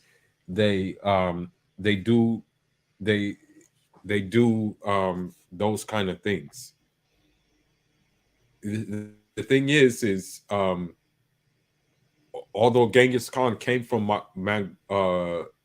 Mongolia or something, yeah, Yeah, Mongolia. That's the country I think Genghis Khan came from. He left his mark throughout Central Asia. So, um, yeah, culture still plays a role. And part of the culture is horseback riding, hiking, camping, things like that. Going outside of the city and doing that. Yeah, a lot of Kazakh women hike and stuff like that. So Awesome. even Thank you, after bro. kids, yeah. You know what I like about a Kazakhstan woman? I like how they're so traditional and they don't believe in the girls' night out and all of that shenanigans here. They would like there's still clubs there and stuff like that, but there's no hot girl summer there. Put it that way. They're not going to go on no girls trip just so they can get flipped like a circus or anything like that. They're not. They don't do that. They don't do that. Okay, put it that way. They don't do that, and their husbands wouldn't play that either. Their husbands wouldn't play that. Awesome. Right, Thank right. you. Yeah, Thank you, brothers. their husbands wouldn't play that. Yeah. Shout out to Johnny Walker again for the $10 super chat. Thank you, Johnny. Appreciate you, brother, for the fifth or sixth time for supporting the movement and the channel. It means a lot to me, brother. Thank you so much, Johnny. Thank you very much. I assume the single mother rate there is very low. Please confirm. Also, I assume it's in my best interest to learn Russian if I want to maximize my options out there. Two great questions, brother. Yes, you would. You want to learn Muslim. I mean, excuse me. You want to learn Russian. That would be the best thing to do as a lingua franca, is to learn Russian. That would be the best. Although Russia leaves a bad taste in their mouth, but it's now like one of the lingua franca of that area. So definitely, you would want to learn Russian. And yes, the single mother rate is very low out there. As I said, when you're dealing with a tribal society that's still tribal but modern, there's certain tribal things that don't leave, and family ties is one of them. So, so when you say tribal, right? So, Yeah, is it tribal like society. a group of them where like all the men are kind of like together? So, for example, like let's say you marry one of their daughters, right? Yeah, Are you now going to be in that group of men, or yeah, is you're going to be in that group of, yeah, you're basically going to, in essence, be in that group of men. Like you're gonna, I'm not gonna say you don't, you're gonna have to like do the things that they do, but they're gonna kind of expect you to kind of show some kind of solidarity with the fact that now you're kind of in their society. You're in their you're in their but you're in their bubble, so to right, like say. in their family in a way, right? Yeah, And it's not just like the father, the mother, and then the yeah, daughter. It's more like yeah, the family, yeah, where the cousins and the uncles and everyone.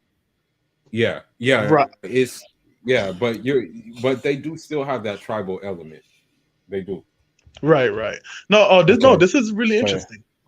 Yeah. Thank you, D. I need to bring in another caller. Thank you, bro. Shout out to Mr. Prodigal Chung for the $2 super chat. Thank you, brother. Appreciate it. Coming on stream with recording questions. Okay, that's great, brother.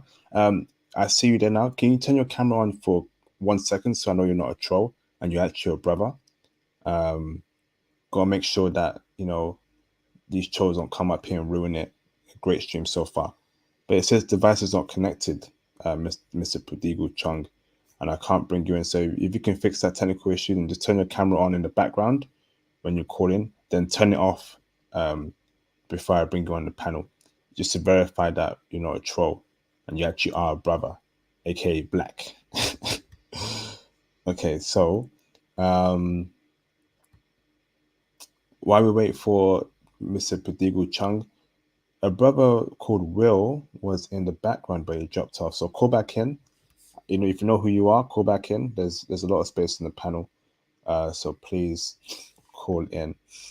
But carry on, D, while we wait for Prodigal Chung. I'll cut you off there.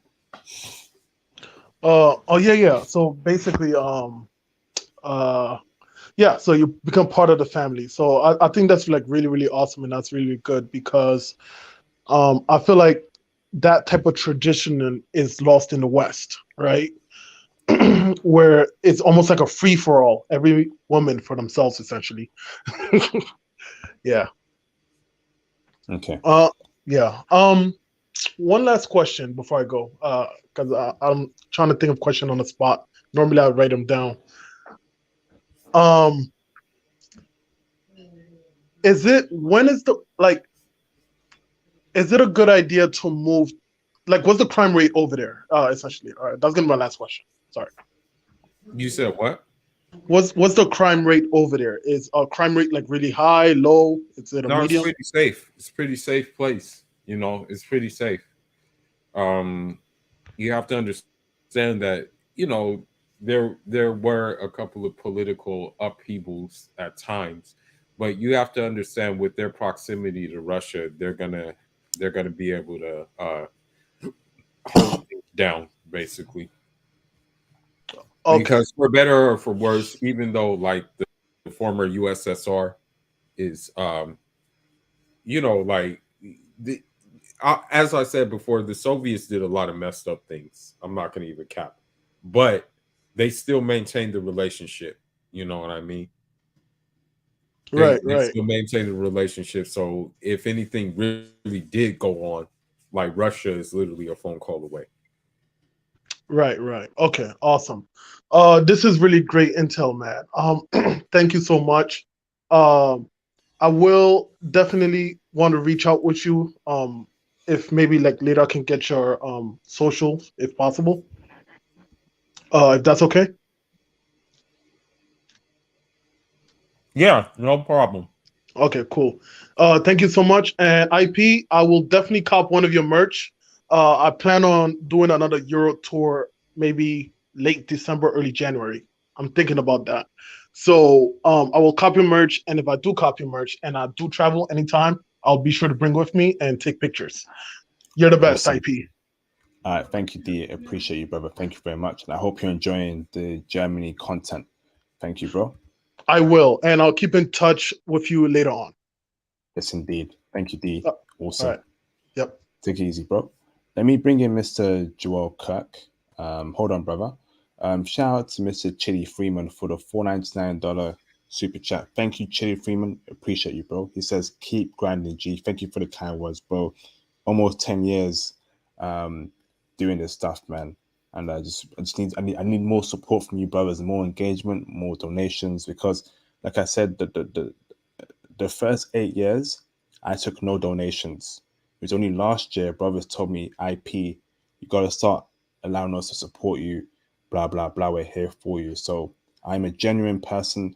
I've been trying to get brothers out of the West since 2013, man. You know, I put a lot of time on this channel, so please support with your engagement, comments, likes, donations, cop the merch, join the Patreon, join the international passport ecosystem to support me so I can keep doing what I'm doing, get the information to you, spend more time on the channel to make sure you brothers are well equipped when you go abroad, okay? Thank you, Chili Freeman. I appreciate it, bro. How you doing, Duel Clark? You okay, brother? Oh, I'm doing fine. Thank you for this stream. Am I coming in clearly? I see my picture going on. Yes, very clear, Okay, brother. Very awesome, clear. awesome. So my question is basically because you pretty much mentioned everything else. I've actually planned on going to Kazakhstan back in 2014, but I just wasn't ready. But you kind of mentioned everything, IP and Mr. D in this stream. So my only question is at the moment is, what do you think about the music and the movie scene there? I was actually interested in submitting something to one of their film commissions, but I don't speak Kazakh or Russian. So, Um, I mean, they still like watch, like they're still in the loop with like Western movies and things like that. But their music is like there is a hip hop scene there. But the one thing that really has taken flight is a genre called funk, which is a mixture of like kind of hip hop slash electronic. They're really kind of into that right now. mm-hmm. You know, as a matter of fact, that's what kind of got this woman to follow me on social media is because I used the funk beat on this edit I did. So their movie and entertainment scene, I mean, they're hip to the West, but they definitely have their own music, you know.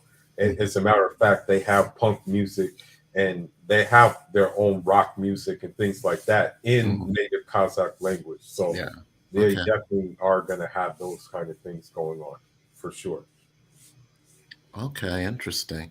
IP, you mind if I ask one more question? Of course, bro. There's a certain name that I really grown to like, and if Mr. D can probably correct me, I actually watched the movie on YouTube with this name, a Kirky, if I'm saying it correctly. I don't know if you heard it in Kazakhstan. I haven't heard it. I don't know if it's pronounced a Kirka or a Kirky, but if it's pronounced a Kirky, I think that's one of the cutest names I ever heard. Yeah, I've never heard of it. Okay. You know? Yeah, I've never heard of it really. Okay. Yeah. Well, thank you both for the stream. You have a good morning or evening. I'm not sure. It's the evening right now. Evening for you guys. Okay. It's evening for me as well. Yeah, all right. You both have a good one then. Yeah. Thank you, Joel. Appreciate you, bro. Thank you very much. So, Pedigo Chung, can you turn your camera on for a couple seconds, please? Thank you, bro. You're confirmed. Thank you. Turn it off. Jaws 2003, can you turn your camera on for a couple seconds, please, so I can know you're a brother? Thank you, Jaws. You're also confirmed as well. Turn your camera off now, please.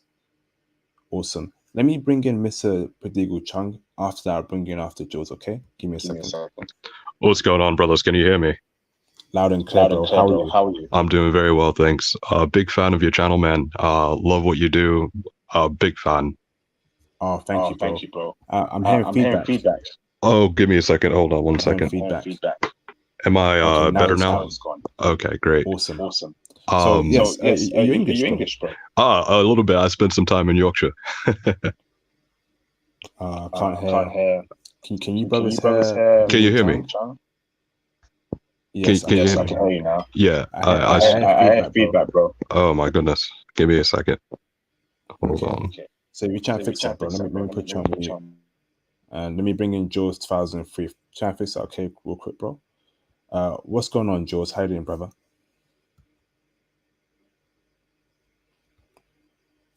Okay, Jaws has dropped off. Okay.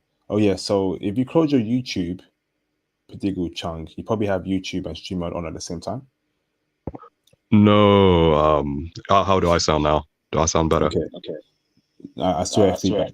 Oh, jeez. Give me a sec. I think it must be. I think it's. I'm trying to figure out.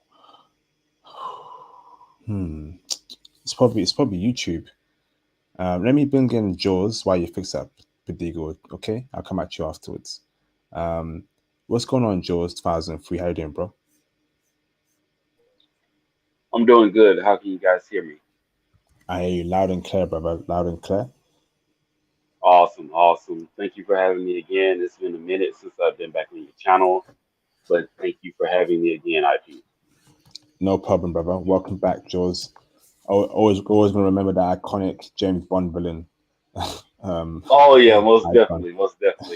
I love being on here with Thomas because he has the 007 icon and I have the Jaws icon, so I always thought that was really cool. But for the brother that's been to Kazakhstan, I have to ask him, what other things have you experienced during wintertime? And then also, like, do you know about foreigners being able to own land there or having a business there? Is that possible, or do you know anything about that? I don't know anything about that. You know, but I'm pretty sure I can find out about it. I mean, like my Kazakh friends are like one WhatsApp message away from me asking, "Hey, yo, what's going on?" You know. That's a good thing. Yeah, you got contacts over there like that. Yeah, I can ask about it. Like, hey, you know, what's going on with owning land and stuff like that. You know. Okay, So yeah, I don't really because know about that. I don't really know that thing, you know. Yeah. no, that's cool, bro. That's cool, man. Like, as long as you can find out, you know, that's a great thing right there. But winter, like I've seen that Okay. it can get like Thank you, minus. Jaws. Appreciate you, Oh, bro. yeah, no problem. Got any more questions, Jaws? Yeah, with the winter, I've seen it can get Can't like even hear very him. cold there. Like, what do you suggest that people pack if they go to like they go to Kazakhstan during the winter? Because I've seen it can get like to minus 20 or 50 or something like that. I'm not gonna cap because I was so into the culture and stuff like that. I didn't really pack anything for the winter. I went there and I bought some stuff. So I bought like a Hmm. papaka. I bought like you know, there's a brother I know, he was in the army. So I brought one of his winter jackets with the fur on it. Hmm.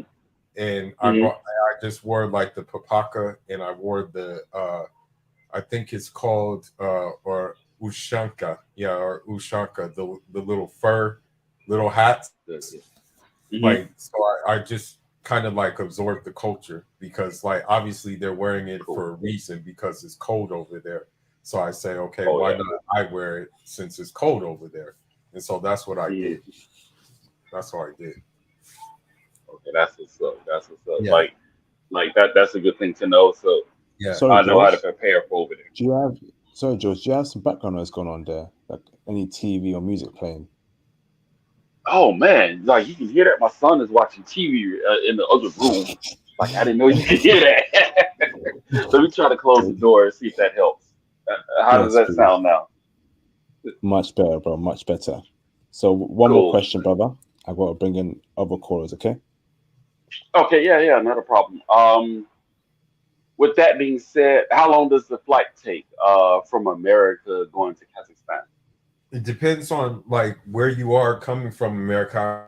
I know like with me, I had to go through I had to, for some crazy reason, I flew here to Dubai and then I flew from Dubai to Kazakhstan. So it could take a matter of like 7 to 8 hours.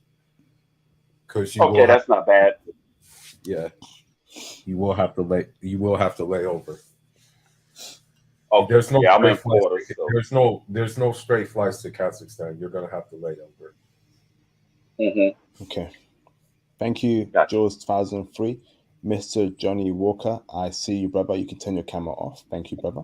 Let me bring in Padigu Chung, and after that, I'll bring in Mr. Johnny Walker. Thank you, Jules. Let me put you on mute there.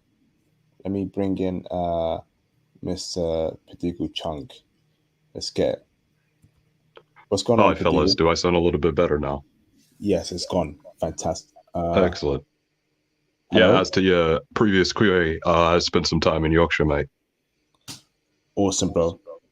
I swear feedback, but it's a lot lower. Okay, great. We'll work with that.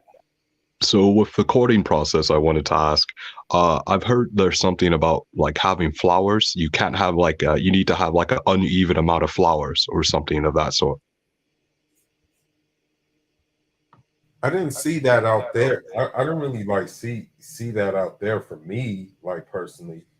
But I mean, if you're like, I guess you want to, you know, if you're going in for the kill right away, then maybe that's the case, you know. But for me, I wasn't like necessarily going for the kill right away. I was just pretty much like chilling, and whatever happens, happens. That's kind of how I played it, you know. But maybe if you're going in for the kill right away, saying, hey, you know, because as I said, they're marriage-minded people. Then, as I said, it's a very tribal society, although it's modern, and you know the girlfriend boyfriend process is not going to really last that long. You know, like they're you're like, in essence, if you do something like that, you're basically saying, hey, like we have to get serious, you know. So I really don't know about that, you know. Okay. Oh, okay. Gotcha. Yeah. Is that it, bro? Oh well, I mean, there's a whole host of things. Would you say? I'm assuming you spent most of your time in both like Almaty and like Nur Sultan, yeah? That what? You're spending the bigger cities. Yeah, I've spent most of my time in the bigger city. Okay. All right. Thank you, Pretty Good Changa. I have to go on to our next caller, so we won't run out of time. And I'm sure our guest has a busy night ahead of him. So I'm going to bring in my last caller, Mr. Johnny Walker, and after him, I'll end the stream. Let me bring in Mr. Johnny Walker. What's going on, Johnny? How you doing, bro? Pretty good. How are you, IP? I'm doing fantastic, brother. I want to say thank you very much for the support for tonight, Johnny. Means a lot. Okay, brother? Means a lot. You're very welcome. Appreciate everything that you're doing to wake us all up. And as far as like getting the message out there, getting all the information out there in terms of what our options are, I very much appreciate it, because I mean it can't be easy staying up late doing these streams. Yeah, I'm about to doze off, man. I'm super tired, and it probably isn't impacting my health, so I need to probably get more sleep. But I do it for you, brothers, man. So appreciate every donation and support I get. Thank you, Johnny. So I'll try and keep this brief. I'm sorry, because I've kind of been in and out, but I want to be able to address the guests properly and with respect. What's your name, sir? Just call me Based. Based. All right. So Based, when you were in Kazakhstan, yeah, how did you get around? Was it via like some taxi, or is there some sort of like light rail type of system there? It depends on you, but it depends on what you want to do. You can catch the bus, that's available. The rail is available. But me, I just like pretty much drove a car.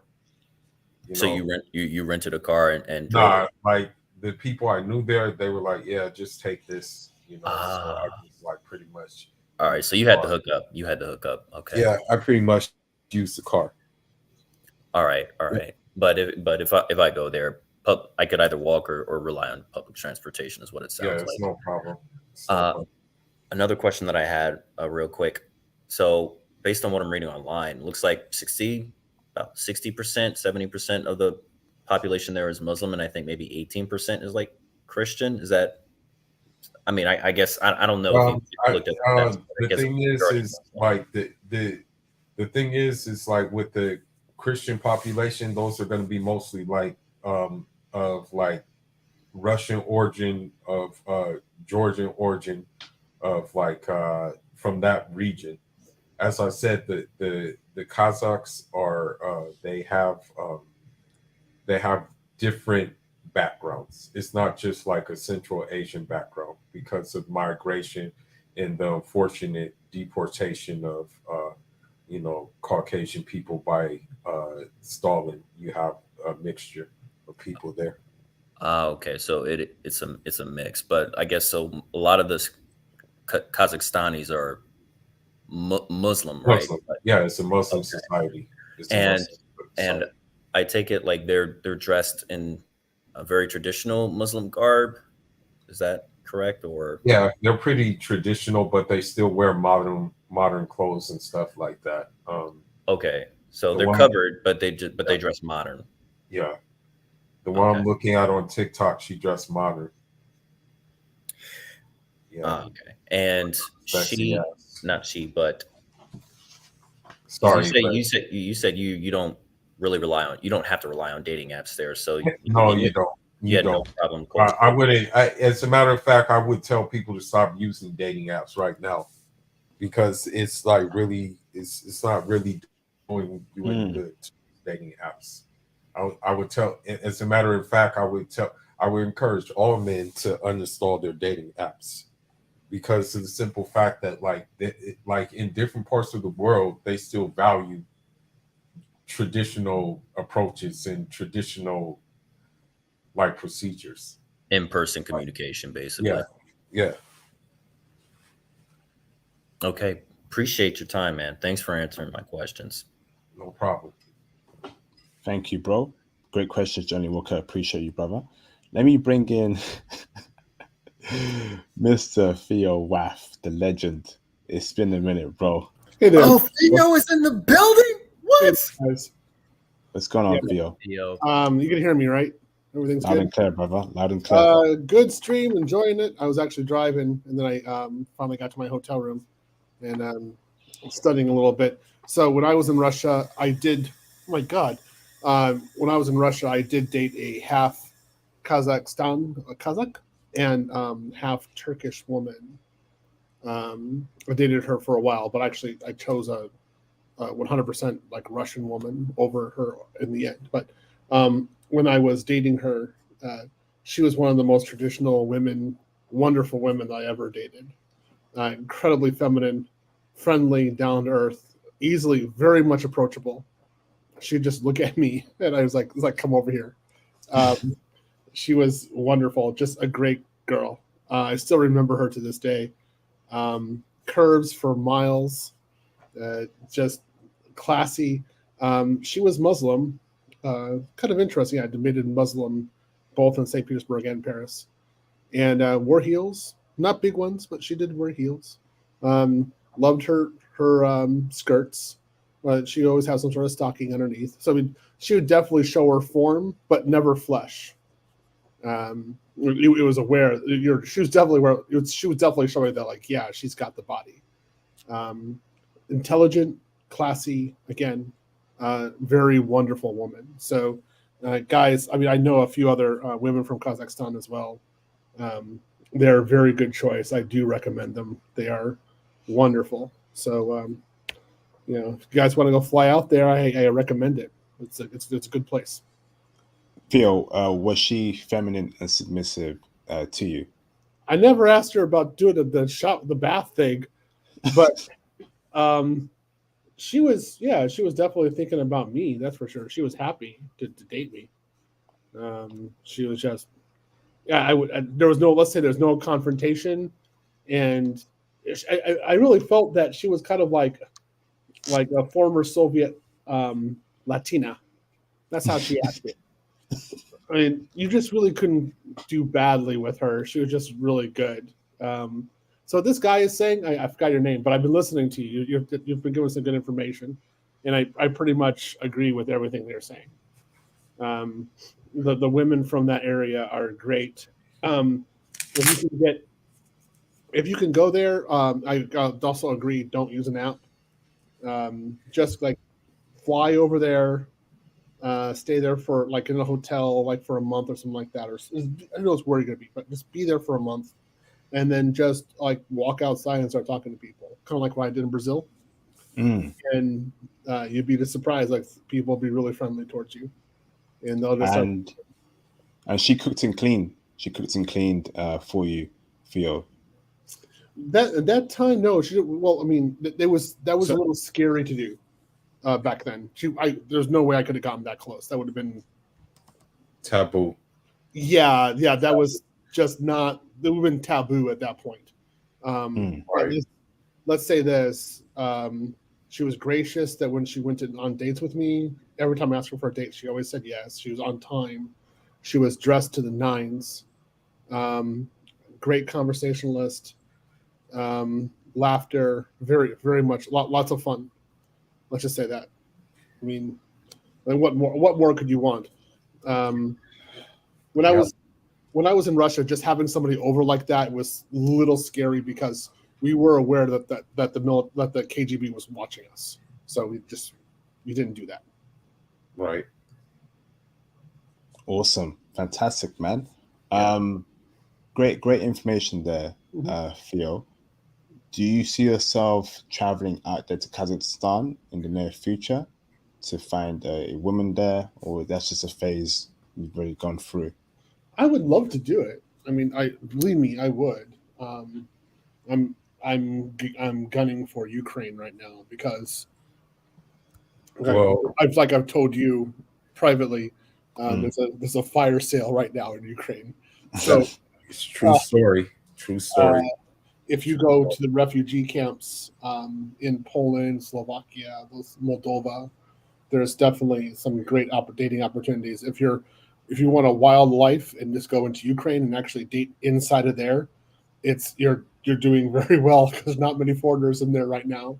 You go on a date, and she might be, kind of. You kind of hope she doesn't bomb you. I was trying to make a joke. I couldn't say it, but you have to dodge some bombs from time to time. So that's kind of the issue with that one. But I have more than one woman right now saying if I go to Kiev, she'll definitely be at the date. So I'm more or less focusing on that one to see what that's going to be there, what's going to go on with that. If Ukraine doesn't work, then I'll probably do Brazil. If that one doesn't work, then I would definitely consider Kazakhstan or some of the former steppe republics. Soviet Union, Soviet republics. Soviet republics. Yeah, and I'm not gonna even lie. It's not just Kazakhstan. It's in Uzbekistan, Turkmenistan, Kyrgyzstan. Yeah, all of those areas. The thing is with me is I kind of just got fortunate because like I had uncles and aunties who studied in the former Soviet Union. So I just like, for better or for worse, I kind of became familiar with these countries. But I didn't know about the women in these countries until I stepped foot in the country. Yeah, you don't have, they don't really have that like media presence, and so you don't know what to expect because you're kind of like thinking one way or another that they're going to be in burqa or something like that, right? Yeah, I knew they weren't going to be in there, but I just didn't know what to expect because they were from former Soviet places. But the fact of the matter is, the thing is about those places is you're not just getting one uniform place because, for example, in Kazakhstan you can find some Uzbeks, or in Uzbek you can find some Kazakhs. In Kazakhstan you can find Tajiks as well. I ran into a group of Tajik women who were they actually are more like, I would say like because some of them they were like hi, and I'm like oh shoot, like you know what I mean. I was just like surprised, they were like kind of like hi, and just kind of curious, Well, also they're from Tajikistan, but they settled in Kazakhstan. Did you meet any Koreans out there? I didn't meet any Ukrainians there, but I met Koreans. Koreans. No, I'm pretty sure there were some mixed ones out there. Yeah, there are. There were mixed ones out there. There are some super hot ones out there, like just hotties. Yeah. Whoa, like the DNA mixture is amazing, and it kind of enhances the Korean. So, like if you go into IP's group, you see that I posted a Korean, right? But she's actually Korean Kazakh mix. Damn. That's why she's so hot. She's got that exoticness to her. I'd date them in a second, no problem. They have really great values. They're not doing Instagram. They're not trying to. Here's the thing. Here's the thing about it. When I went there for the first time, it was because in America, I'm not gonna lie, and I'm not saying this as a sob story, but being African in America, like I'm not gonna lie to you, American women don't dig your customs or dig your culture. Like they'll talk about your big nose, they'll talk about your your pointy nose or whatever the case may be, and in Kazakhstan, in all these places, you have the complete opposite. You don't have like strong, independent dog moms, don't need no man, argumentative, taking everything, giving a little. But as I said, I'm still in shock and awe that she sent me this watch, and then she had the whatchamacallit on the card, the kissing emojis. Yeah. I'm like, what the hell? You know what I mean? And so I had to like take a selfie of me wearing the watch just to show, hey, I'm wearing your watch that you sent me. You know what I mean? Yeah. Like I have to wear, like now I kind of like feel obligated to wear this watch since she sent me a gift. I didn't even ask for a gift. You know what I mean? No, similar experiences. I know what you're talking about. Exactly. Those women are totally genuine. They're genuine women. Like, so it's the complete opposite of strong, independent, don't need no man, dog mom, boss babe, hot girl summer woman. Yeah, those. You know. Yeah. So what you just said about Africans was actually very correct. So they were, the former Soviet Union people were actually educated very specifically regarding Africans. Yes, they were. Yes. I'm surprised how many of them have bred with Russians. Or Yes. You know, my family, they studied in Uzbekistan. They studied in Uzbekistan, former Soviet Uzbekistan. Some also studied in former Soviet Czechoslovakia as well. You know, and so that's why I became familiar with the whole Soviet Union, for better or for worse. And so we maintain those ties.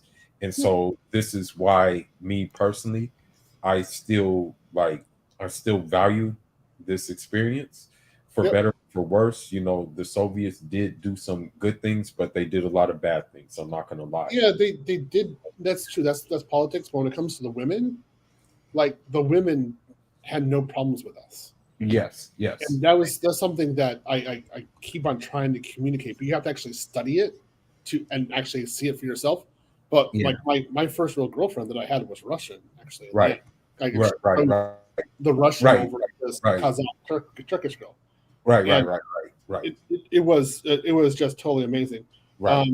And the guys here don't understand it. I'm just like, because and to be honest.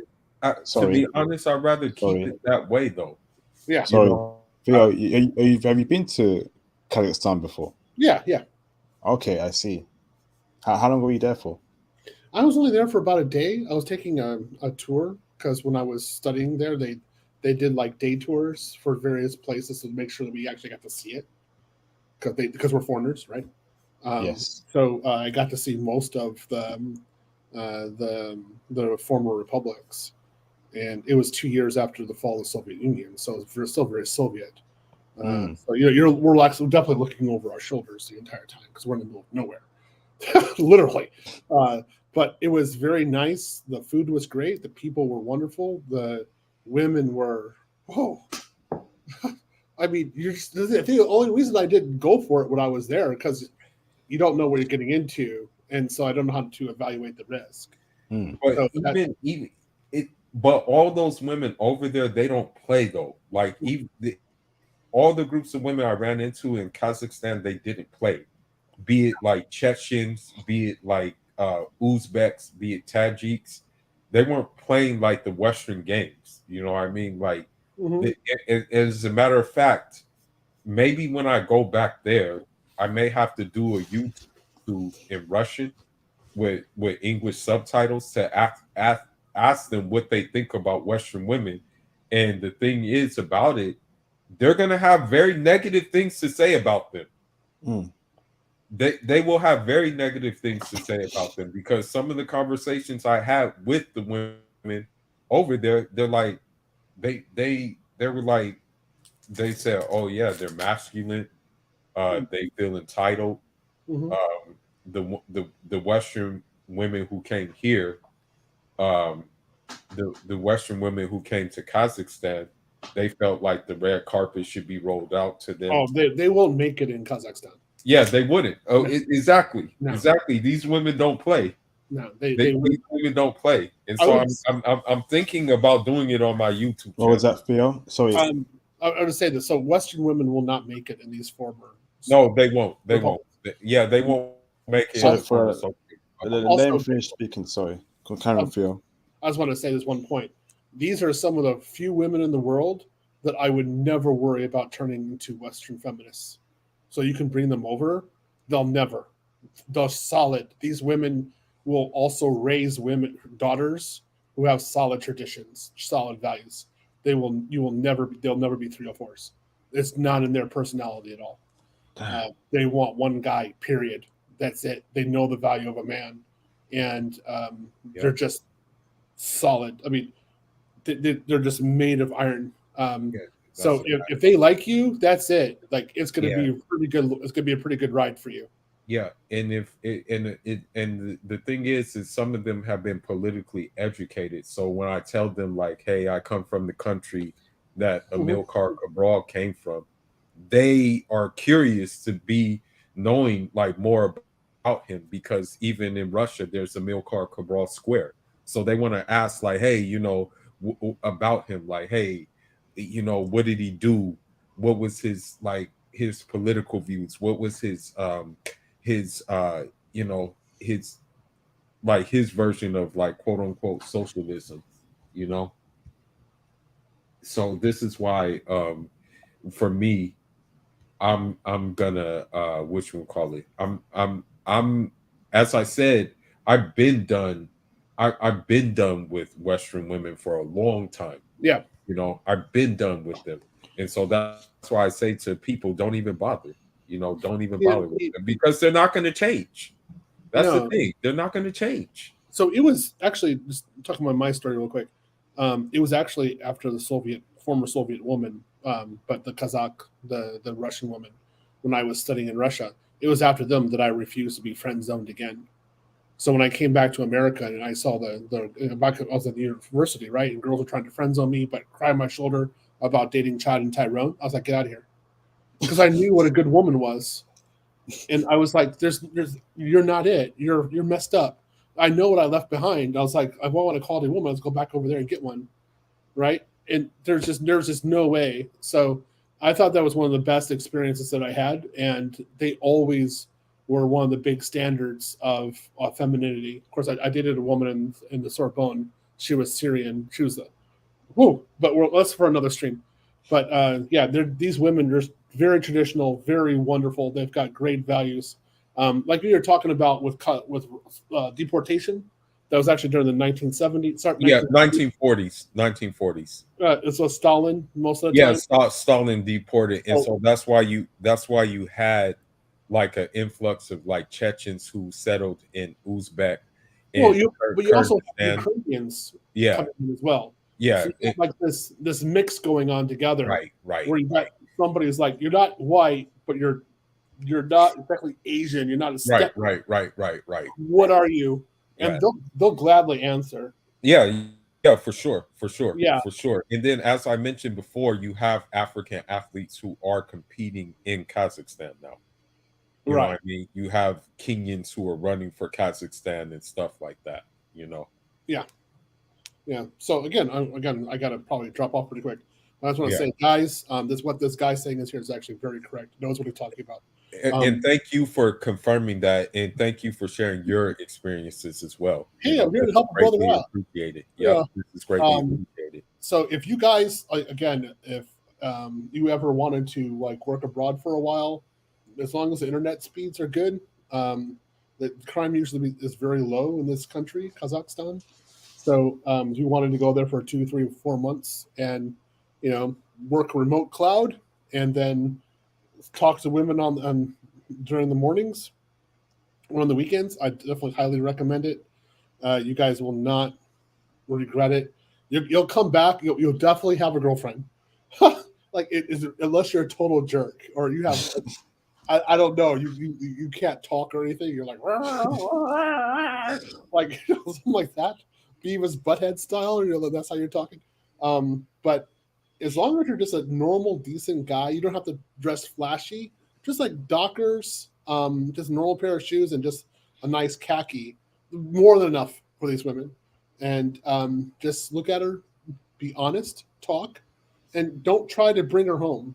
That's the one thing. Don't try to get in her pants. Yeah, don't do that. Don't do that.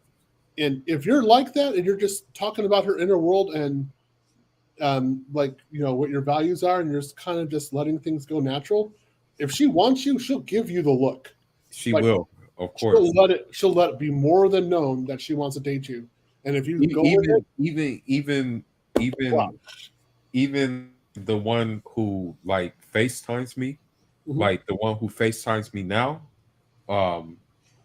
like I know like she like just how she like I guess you can say like gazes at me, you know, like I know like she's infatuated, and then also like she licks her lips a lot, and I'm like, man, this woman is like I'm like, damn, like excuse my language, but I'm like, man, she's on it, you know what I mean? And then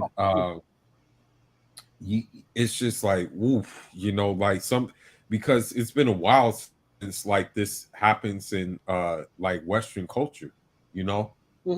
Like and so when she makes it be known, I'm like, oh crap, like like she's ready, and like like even like, you know, with this watch, you know, when I sent her the selfie with me wearing this watch, she sent like the heart emoji. Is the watch like, expensive? Did she send you? Is it some Rolex or some G-Shock? No, it's like the thing is her brother I guess is in the military, so she sent me like this military special ops watch, you know. So she sent me this, and so I don't know even if it's available like to public, you know what I mean? So that's why I just like decided to wear it, and then she sent like the little emoji faces, and then sent the heart emoji faces, you know. Yeah, so I'm like crap, bro, like I almost think it's like impossible, because like I hate to say it, but like from being in the West so long, you almost forget that like you almost forget what your value is, because women are so busy like putting down your value out here. Yeah, you bring one of these women back, she'll make she'll make the boss babe look ridiculous. Just straight out. And the way she'll handle a man is wonderful. Another point, again, I gotta go pretty soon. They have hips for making families. Just straight out. They're not too big, but the way they're structured, I mean, it's just like you're just looking at it like you know there's like a 5-kid family inside of her. She can definitely do it. Just beautiful beautiful hair, eyes, the way they look at you, the way they honor you, respect you. You just feel like a man. You're like, I want to be the best I can because I've got her next to me. So yeah, again, guys, like what this guy says, it's a very good choice. If you guys decide to go out there, I wish I can give you like legal advice about how to do Kazakhstan. I can't, but yeah, I'd say as long as you can get a safe place and get good internet connection, that would be one excellent area to go there in order to go wife hunting, and you would be very successful as a black man. And then also too, as I said before, previously, in the beginning of the show, they're not going to really be like a passport Pookie is not going to be. This place isn't going to appeal to a passport Pookie. No, you know, that's the thing. No, you're not going to. No, they will not survive there. Exactly. No, in fact, most of the former Soviet Union, you will not. They're not playing. They're not playing at all. No, they're not playing. Yeah. Come over there, that gangster-ish. They're not playing. They're not playing that. You know. Oh man, no, that's the last thing I would do there. All that Bloods and Crips nonsense. That's not final. It's not going to go out. It's not going to go down. Pyru. Yeah, Blood, it's not Crips. going to go down out there. Nonsense, man. No. Yeah. It's not. It's not going to go down like that. Anyway, I'll again in the IP's group, I'll post some photos of the Kazakh. I don't know the adjective. I forgot it, but Kazakh women that I know that I've been talking to. So you get to have a good idea. Well, somebody else have to post it because I'm in Facebook jail right now. So did this brother just say? Hold on. This brother just. Can you wear your hoodie and your super Timberland? Come on, bro. In winter. What's my answer? What did I say? What did you look at my answer? That's hilarious, man. Keep that in New York, fam. That Timberland nonsense. Keep that in New York, bro. So Kenny, bro. Yeah. But for me, I actually like the former Soviet look, so that's why I got the Ushanka and I got the jacket, you know, with the fur Yeah. on it, because I that got it's a authentic good fur look. Yeah, exactly. It's a good from look. there. It's a good look, you know. Yeah, you feel kind of bad about it because that was an animal, but you want to stay warm. You're like, Yeah, it's literally 40 absolutely, degrees. absolutely. Like that's something serious. You're like, okay, I'm sure the animal froze to death, so I'm just using its carcass. I'm good. I can do this. Absolutely. So you got to have the proper code as well. This guys. I just want to tell you guys, if you go in the winter, it's a serious winter. It's not. I still have the coats that I wore there, you know. Theo. Yep. What would you rate this guy out of 10? I'm gonna put in the live stream chat. Search up out of 10. What are you rating this chick? Check the live stream chat. Sabina. Let me put in the private chat as well. So I got it. I think. Okay. Let me go look at her real quick. Out of 10, what are you rating her, bro? She's Kazakh. She's Kazakh.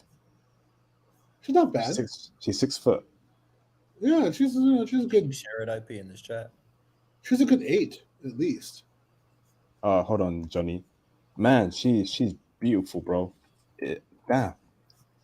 I'm gonna send you probably on Instagram. I'm gonna send you some of the ones I'm talking to.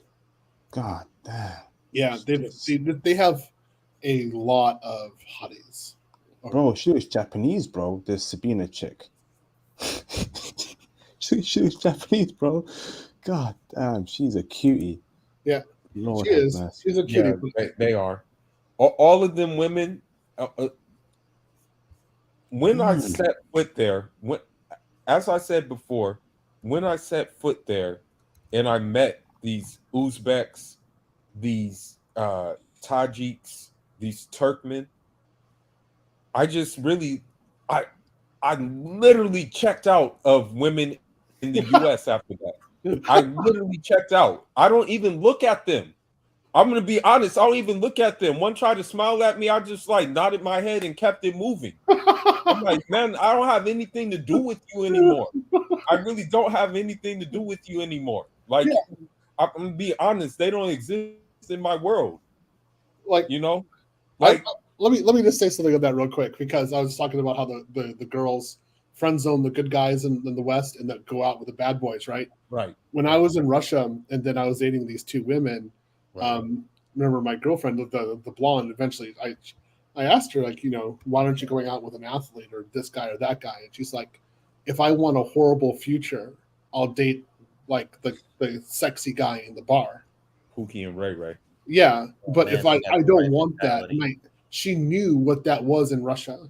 What that was in Russia is her being later in her 30s and 40s, a single mother without any man. And in the former Soviet Union, if you're a single mother, it's the easiest way of having birth control, because you're probably not going to get any. Like, once that kid pops out and there's no man next to you, you got no one. True. They, as I said, in these countries, they are very tribal. They are very tribal, traditional people. Yep. And so if you mess up and there's a mishap, you can forget about it. Some chimpanzees in the West, they take on single mothers. So that's why single mothers think they have a chance. It's because chimpanzees in the West, they take them on. Exactly. You don't have that in the former Soviet Union. Yeah, you don't have that over there. That's why they're not playing that. That's why the girls were dating me, because they were like, you're not that kind of guy in the bar. You're solid. We want to go out with you. And I was like, whoa. Whereas if you're going out, if you're in the West, you're like, oh, you're the nice guy. You can clean me up while I'm out doing Chad and Tyrone. Yeah, exactly. And you're just like, you're the retirement plan for Chad and Tyrone. Yeah, and you're like, what the heck? So that's from that point on, I just stopped talking to Western women. Like, I don't care. So Phil, let me ask this, right? So I'm still perplexed, right? If Baseball gave me his answer, but I want to ask this question, right? We have these countries, these tiny countries, standard countries, particularly Kazakhstan, where the women here are checking for brothers on a high scale. But how is that even?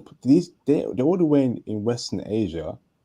How on earth have brothers gotten into them? Because we know in East Asia and South America, it's a culture. What they see on TV, brothers come through, salsa, bachata. But how is that even? I can't comprehend how Kazakhstani women are checking for brothers like that when they're not exposed to us in that way. Fuller gave me his answer, but what's your reason why, for you, as to why they're checking for brothers like that? They're not the opportunities for them to actually meet a brother are low.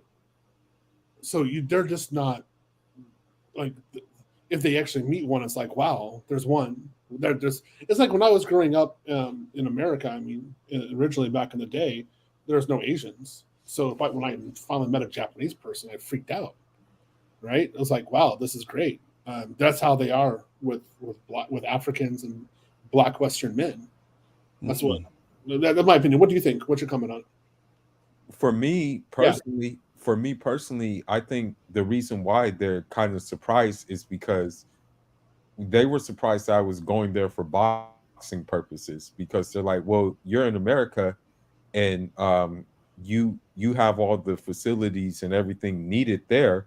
But I started to mention that about the Soviet School of Boxing and how it helps, you know what I mean? Yeah. And how you guys focus on like footwork and technique and things. And so I said, this is what's kind of lacking out there. So this is why I kind of came here for that, you know. And the fact of the matter is, me showing homage and paying respect to them, that's why they check.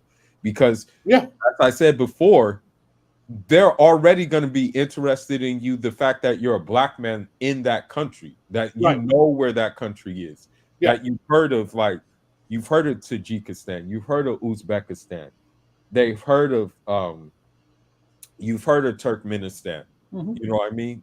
They're surprised that you've heard about it and you've even researched about it. You took time out to do that. Right. So that's why they're checking for you even more. Yeah, so if you show that if you speak in Russian, I don't know if you speak in Russian. I mean, I speak Russian. So I speak a bit of Russian, yeah. So if you speak even a bit, and then you know like the history, you know some literature, you know some facts. I mean, I focused on like how the Soviet system actually worked. Same with me. The economic structure of it, and I was actually able to talk about that with Russian women, former Soviet women. They were goo goo gaga. Yeah, exactly. As long as you didn't go like dogmatic on them, right? Like, this is capitalism. This is the way it is. You listen to them. You're like, I disagree, but I'm gonna keep it to myself. Right. As you do that, they think they have won. Exactly. And when I mention, for example, when I mention Lenin, Lenin a little bit about like how I felt about Lenin and things like that, they went crazy. You know what I mean? That I even knew about Lenin. You know, they go crazy about that stuff. When I mention my dad's movement, when I say the PAIGC, they studied in former Soviet Union like Uzbekistan, and I mentioned all the other African movements that study in these places, their eyes light up. Right. Their eyes light up that I even know about that. Yeah, and also the space race, that they were the first woman was Soviet. They're really proud about this stuff. They are. Yep. So if you give them homage, that's the thing, giving them respect. You don't have to do you don't have to have game. You just have to be a good human being and talk with them, and then just be educated, and then they'll be the next date they'll be there. The next date they'll be there. The next date you have to pay for all the dates, but the dates are cheap. I mean, the prices there are ridiculously low, so it's not a problem. So they're gonna come. They're gonna come dressed to the nines. They're gonna be gorgeous. They're gonna sit in front of you, and you're gonna see a pristine, feminine, hyper feminine woman who isn't sexual, but because she's how she acts, you don't want to leave her. Exactly. And she knows what she's doing. Exactly. I mentioned one time there was a Khan descendant, and I have a book about this Khan. You know, I have a Russian book about this Khan. I mentioned, wow, this Khan was a legendary individual. This girl's eyes lit up so much. I'm telling you, she really she went like from 0 to 60 in a matter of less than 60 seconds, basically, that I knew about this Khan, this historical figure in their country. And she just couldn't stop talking after that. Yeah. She couldn't stop talking to me. You know? Yeah. It's really just showing, hey, I'm here for a reason. And the reason is not just to be a pookie, basically. Right, exactly. That's why you have to get, if you show that integrity, I would say a lot of other countries, women are the same way. If you show that integrity and you're there and you actually are prepared, the women do the rest. And a lot of Western women, really far aside from like the ABW, they don't understand that because they don't function that way. And so this is why when they start talking about pookies and things like that abroad, I just start laughing because I'm like, these pookies will not survive. What will happen is that they'll go there, they'll start talking crap, and then the men will just eliminate them. That's it. It's true. It's true. Yeah. It's true. Yeah. You don't want that. So you want to come like you're Western, you're nice, but I mean, you're respecting everything and you're on their terms and you're not doing anything weird. You're just they know who you are, you're eating their food, you're on their level, you're not doing anything Western. You're not going around saying like, "Where's McDonald's?" You're like, exactly. You know, I had to come to terms and say, I'm going to eat this horse meat, and I'm also going to drink this horse milk, just to try it out, see how I like it. And I just horse meat is good. Yeah, when I was there, I just started eating it. Yeah, you know, I had it raw.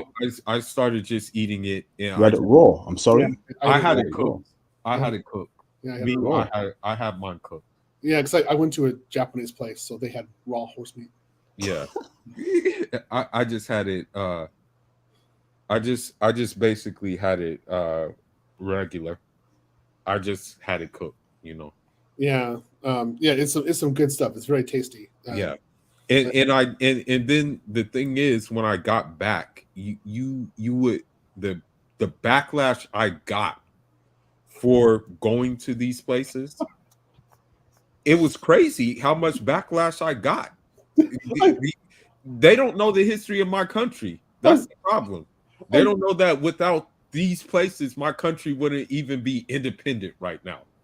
So I laugh at them when they get the backlash. You know, when they saw my stamp, look, when they saw my stamp of Kazakhstan, you know, even the airplane workers were just looking at me in like disgust because it was a Keisha. And I'm like, you know, what's your problem? Yeah. No, what is your problem? Yeah, you know, yo, I'm living my life. Right. What's the problem? It's crap. I think it's crap. When they start talking, I remember coming back to America afterwards, and some of the girls talking about how I was being abusive or stuff like that towards Russian women. I was like, "What the hell are you talking about?" Exactly. I mean, what are you talking about? Like you weren't there. You weren't aware that there was a secret police following me, and I was actually somewhat stressed the entire time. And I was making sure that I was on my best behavior, because if I did one false move, I was out. And so I fully understood that. And I didn't do a false move because I'm a genuine person and honest and nice. And I was paid the tip and I paid everything, and everybody liked me, right? Because I followed the rules. And Western women ain't going to be able to do that over there. They just fall apart. So the reason why, not to cut you off, but the reason. Sorry, let me read super chats before I get lose control. Shout out to Mr. Moonwalker84 for a $499 super chat. Just joining, you're still in Germany, brother. Yes, more content coming on Germany. I interviewed some beautiful women in Germany. I did more interviews actually. I interviewed men as well, and I'll be dropping in the next few days and weeks on the channel. I went ham in Germany. All the intel you need. They're checking heavy times 100 for brothers in Germany. It's a black man's paradise, right? As from today, I'm upgrading it from a hotspot to a paradise. If you cannot eat, if you cannot eat in Germany as a Western black man, something ain't wrong, man. You either didn't shower that day, you were wearing hip hop clothes from the early 2000s. Something just went wrong that day, bro. It's too easy. All you gotta do is go out there and talk to women, and they will give you play. Okay, a big stream is coming on the channel very soon. I'm still breaking down Germany, giving you all the intels. Germany is crazy, man. It's Black Man's paradise. I love it out there. Shout out to Mr. Chung for the $2 super chat. Mr. Padigal Chung, sorry for the mic, brothers. Peace and blessings. No problem, Mr. Chung. Greatly appreciate, brother. Thank you very much for the support. Shout out to, I swear I saw one more super chat. Let me keep scrolling down. Shout out to Mr. Padigal Chung for the $2 super chat. IP, check out Anelia Moore. She's Kazakh in Germany. Awesome. Okay, awesome. I'll check her out. Thank you, bro. Awesome. Thank you very much. And let's see how many. All right. So last 10 minutes. Please support the channel. Cash App, super chat. Make sure you cop that merch as well. It's selling out. So if you want that hoodie, which is becoming very popular, cop the merch here on the link. Okay. I want to say something else too. Okay. Real quick. The reason why Western women wouldn't make it out there is because those women won't. The men won't play. Those men aren't going to play that. They're going to put their foot down real quick. You know what I mean? And so that's why, like, a Western woman couldn't make it out there because they still have gender roles. Yeah, that's the thing. Yeah, it would not work. And if she's starting to think like this or that she's going to act, and that she can act as she wants, you're not going to make it there. I'd make a week at the most. You'd be right back at the airport talking about how horrible it was, and you're out. But most Western men, if they're civilized and just relaxed, they'll be fine. You have to eat their food. You have to go through their customs. Everything is okay. Don't go around talking like the Western world is better, or that your history is better, or that they're crap, or anything like that. Don't even begin to say that.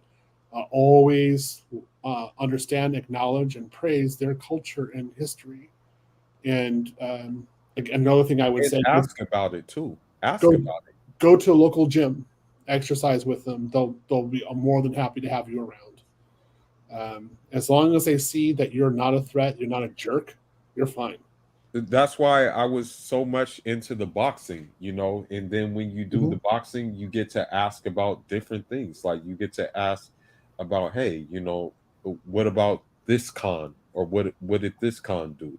You get to ask about their interpretation of Islam and stuff like that. Just stuff like if you ask, they're going to appreciate that you actually take the time out to ask about things. Right. Yeah. And you just say like, how is Islam practiced here? Or exactly. What are the buildings, the architecture? What does it mean? Yeah, when was it built? Exactly. And just sit there and listen. Exactly. They yap forever. They just. They do. Yeah. They do. They really don't have a problem with it. So as long as you're taking some notes, or mentally remembering things, and you can reference it later on. Right. And then you say, I want to go there, and it's kind of like Czech. Czech is the same kind of idea. Yeah, and exactly. You're just getting into their culture and not being a jerk. And don't be a jerk. Yeah. And then afterwards, they're like, okay, how about some coffee or something that's local, like a local drink? And they're like, okay. Right. And so long as it's not something any too big, and then afterwards you say, okay, I'll see you tomorrow. Right. And she's going to show up tomorrow. Yeah. And if you do, hook up with one of them, or kiss one of them, make sure your hands aren't roaming. Exactly. That they are in designated places. That's another thing. Yeah, that's another thing. Yeah. Yeah. Make sure it's break that down, Phil. So don't be freeing her up. Just don't do that. Yeah. On her lap while you're kissing her. Okay. No, I'd be like, you can if she gives you the opening to kiss her, take it. But your hands are for like her shoulders or her hair, or the back, her back, basically her delts. Yeah. Go for those areas. That's it. The rest of her body is off limits, straight out. And even if she's giving you an opportunity, don't go. Right. Like, just keep on being like the honorable man, the man of integrity. Just be chill. Right. Like, because I'm not gonna even lie to you. The woman who sent me the watch, the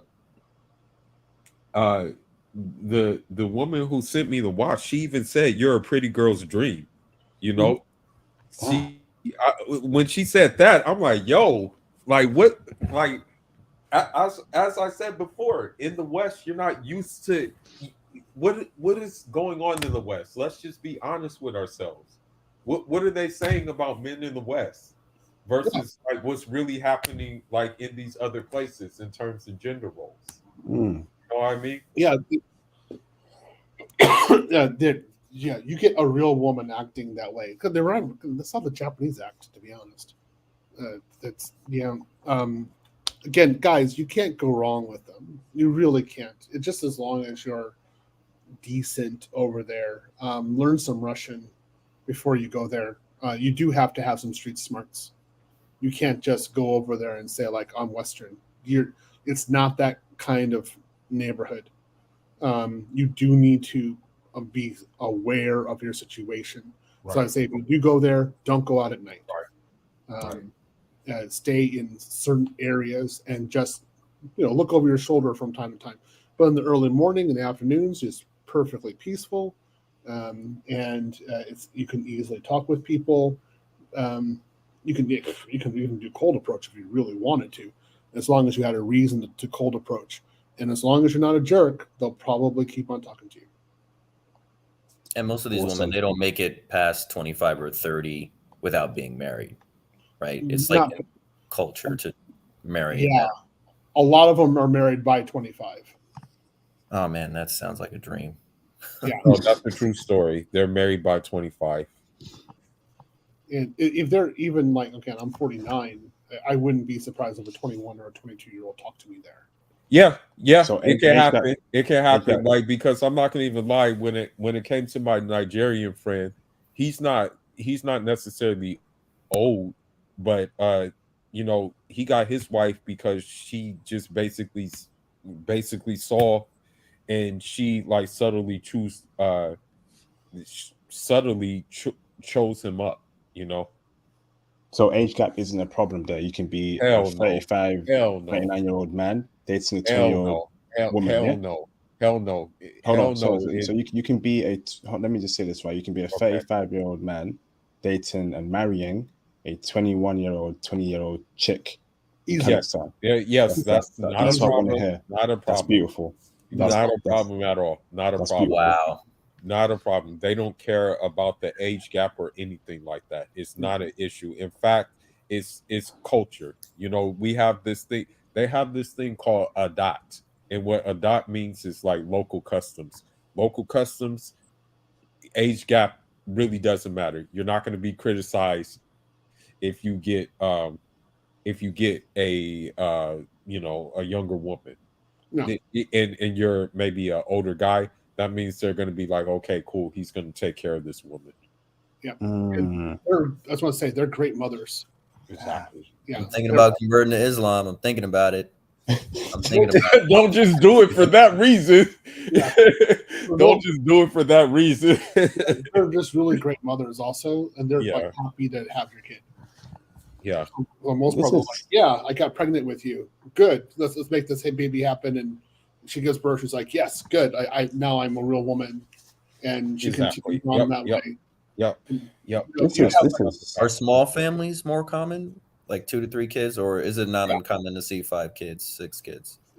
You can see small and big families. Yeah, you see them both. Yeah, you see small and big families. Yeah. This is tough because obviously you got to be a Muslim man to marry a chick. No, not necessarily.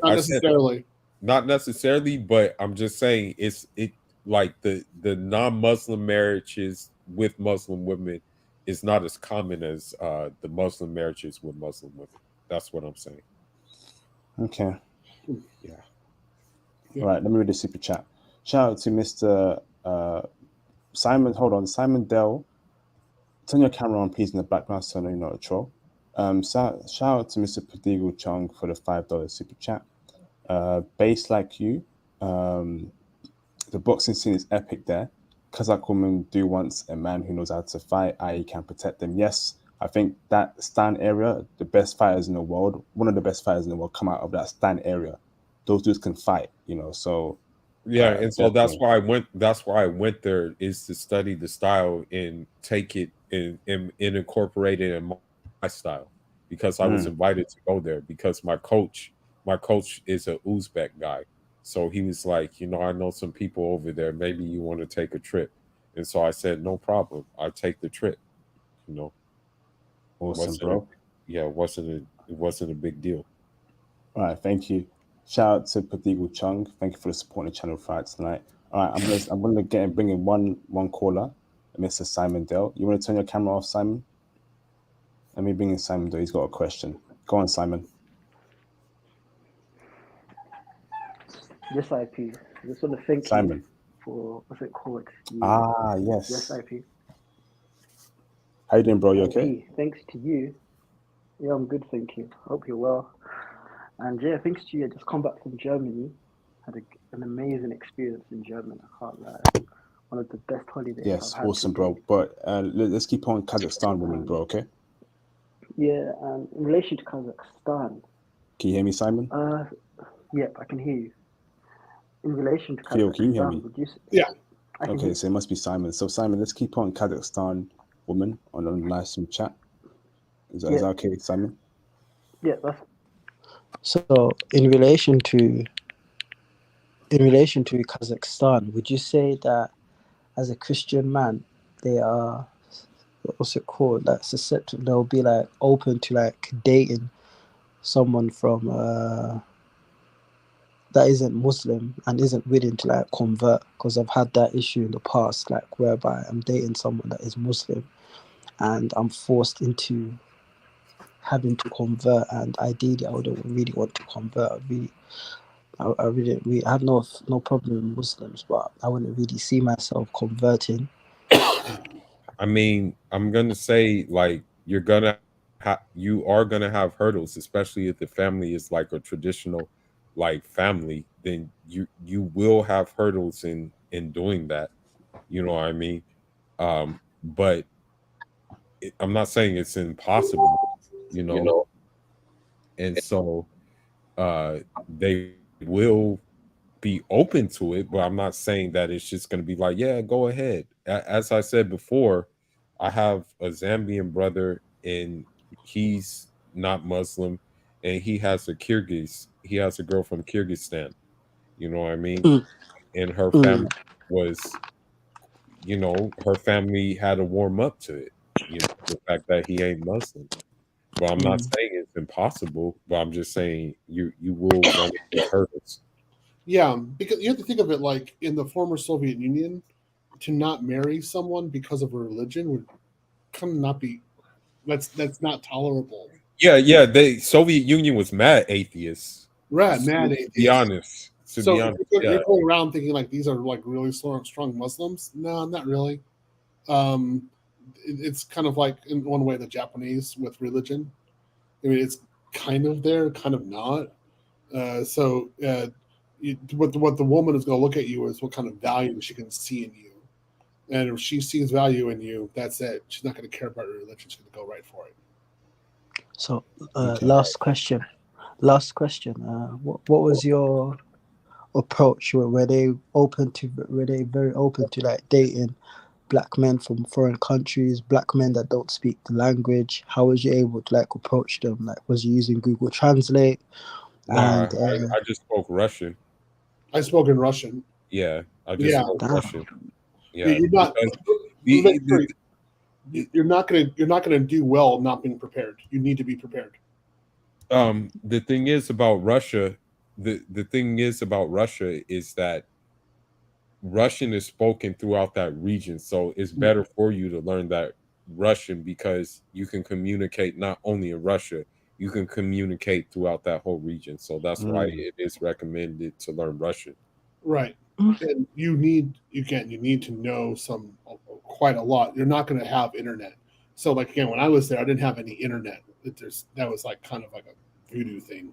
So I spoke Russian the entire time, and that's the norm. You need to be ready. You're not going to be like doing some sort of Google Translator or anything like that. Yeah, it's not going to work. You got to have some kind of Russian, unless you're going to have someone who's going to be like a guide or something like that. But you do need a solid understanding of the lingua franca, and the lingua franca is Russian. Like they do speak the local language. Like everybody speaks Kazakh, Tajik, and Turkmen. But if you know Russian, you're going to be able to get on. Yeah. Was you getting any stares as a black man while walking around the streets? Because I can imagine you were standing out. And was you getting any stares? Out of curiosity. It was out of curiosity. It wasn't out of it wasn't out of like bitterness or what's this guy doing here. It was out of curiosity, basically. Yeah, they're taught very well how to deal with foreigners and how to have manners in a way, you can say. So it's not, firstly, the former Soviet Union. It wasn't tolerated to be a jerk towards foreigners unless they were like, well, Japanese, yeah, they can do that towards them. They don't like them. Right. But for the most part, they're very polite.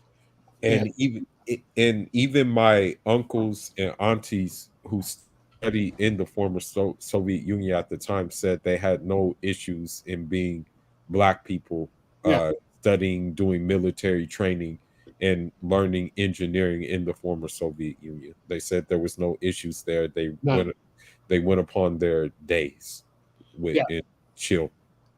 So it really is about the content of your character. You really need to bring that character. Also, to tell you this one more point, don't bring up the fact that you're black to them as well. Yeah. Just be a person.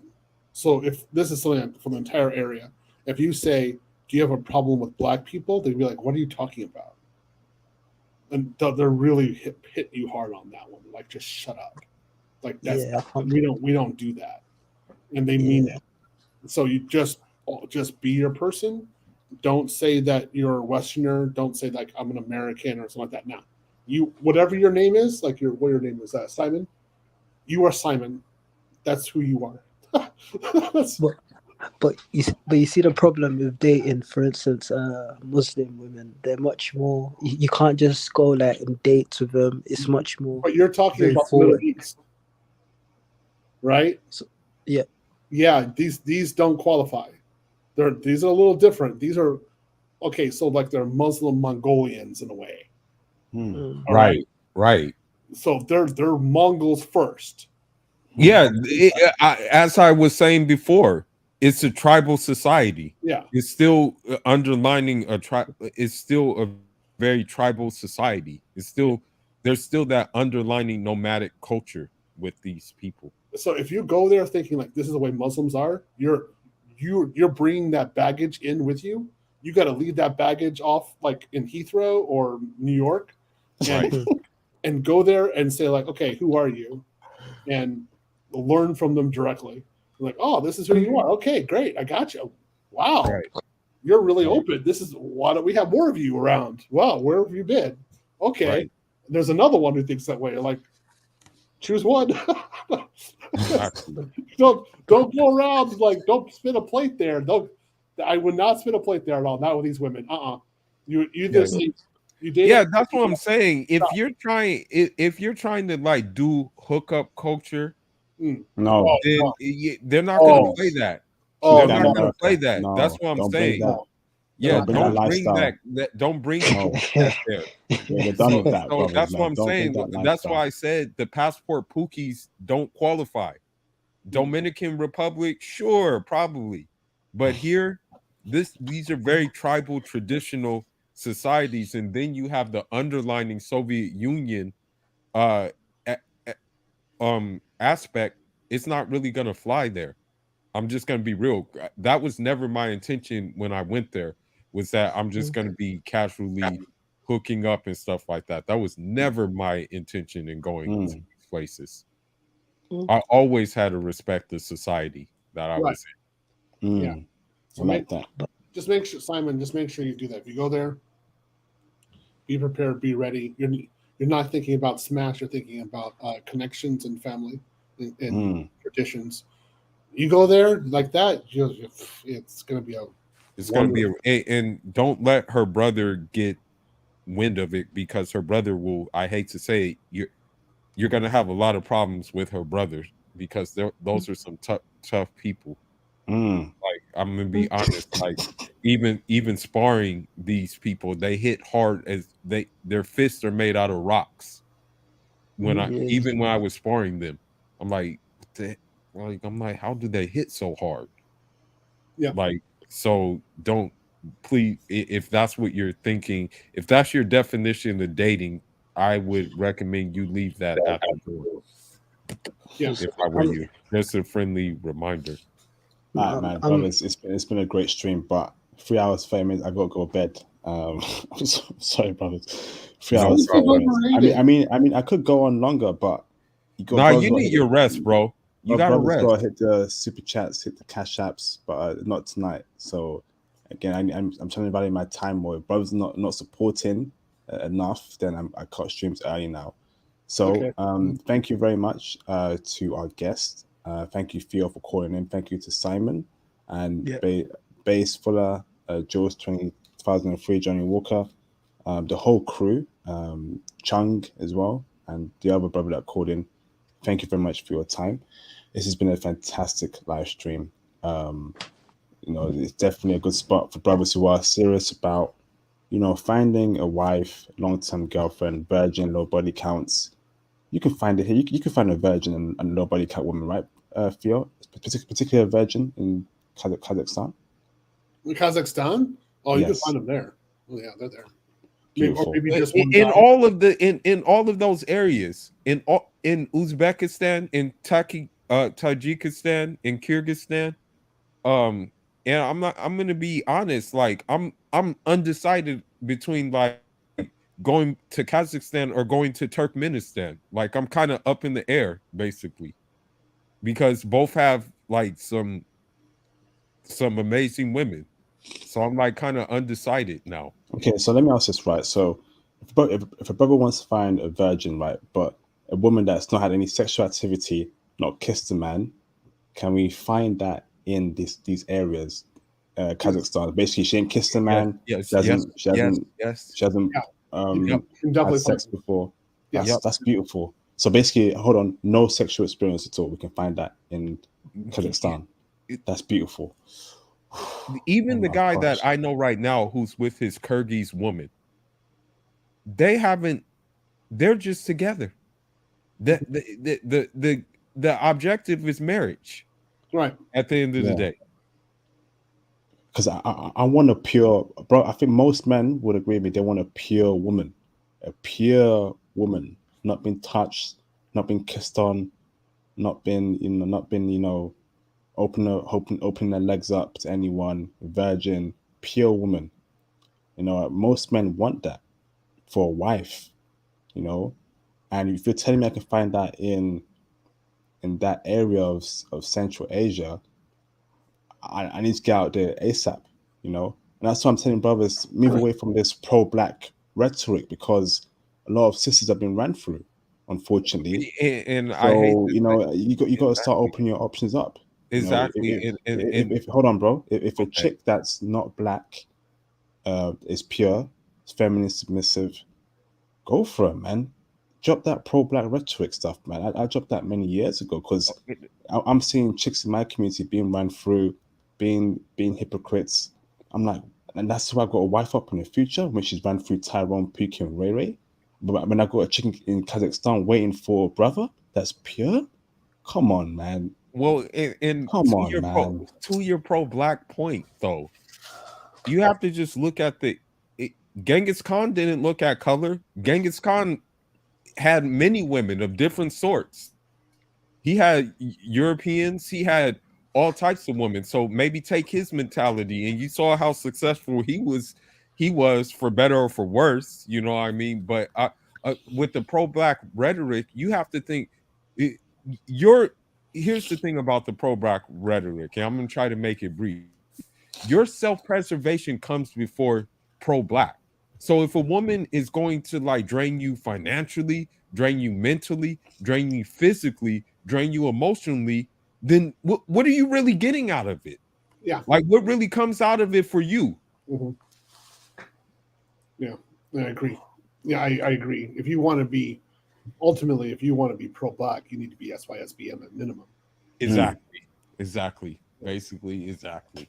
Pro-black male. It's a movement that pro-black male, straight up. It's a pro-black male movement that we're on. Sorry, I don't know. I'm sorry people may disagree with us. Say that people you're talking about, this is a pro-black male movement, SYSBM. The interests of black men come first, you know, amongst this channel and our interests.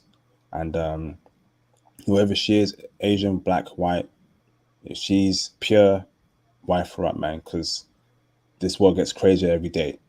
It does. It's crazier every day. So it does. Strike while the iron's hot. If a chick comes your way that, you know, she fits everything you want, but she's not black, just wife her up, man. You know, it's not. This ain't no fairy tale, because, you know, it gets crazier every day. So I'm going to end the stream now. Okay. Shout out to everyone for their contribution. Super chats and cash apps. There'll be more Germany content dropping again in the coming days. It's lit out here, and look after yourself, brothers, and have a great evening, night, or morning. Thank you very much, brothers.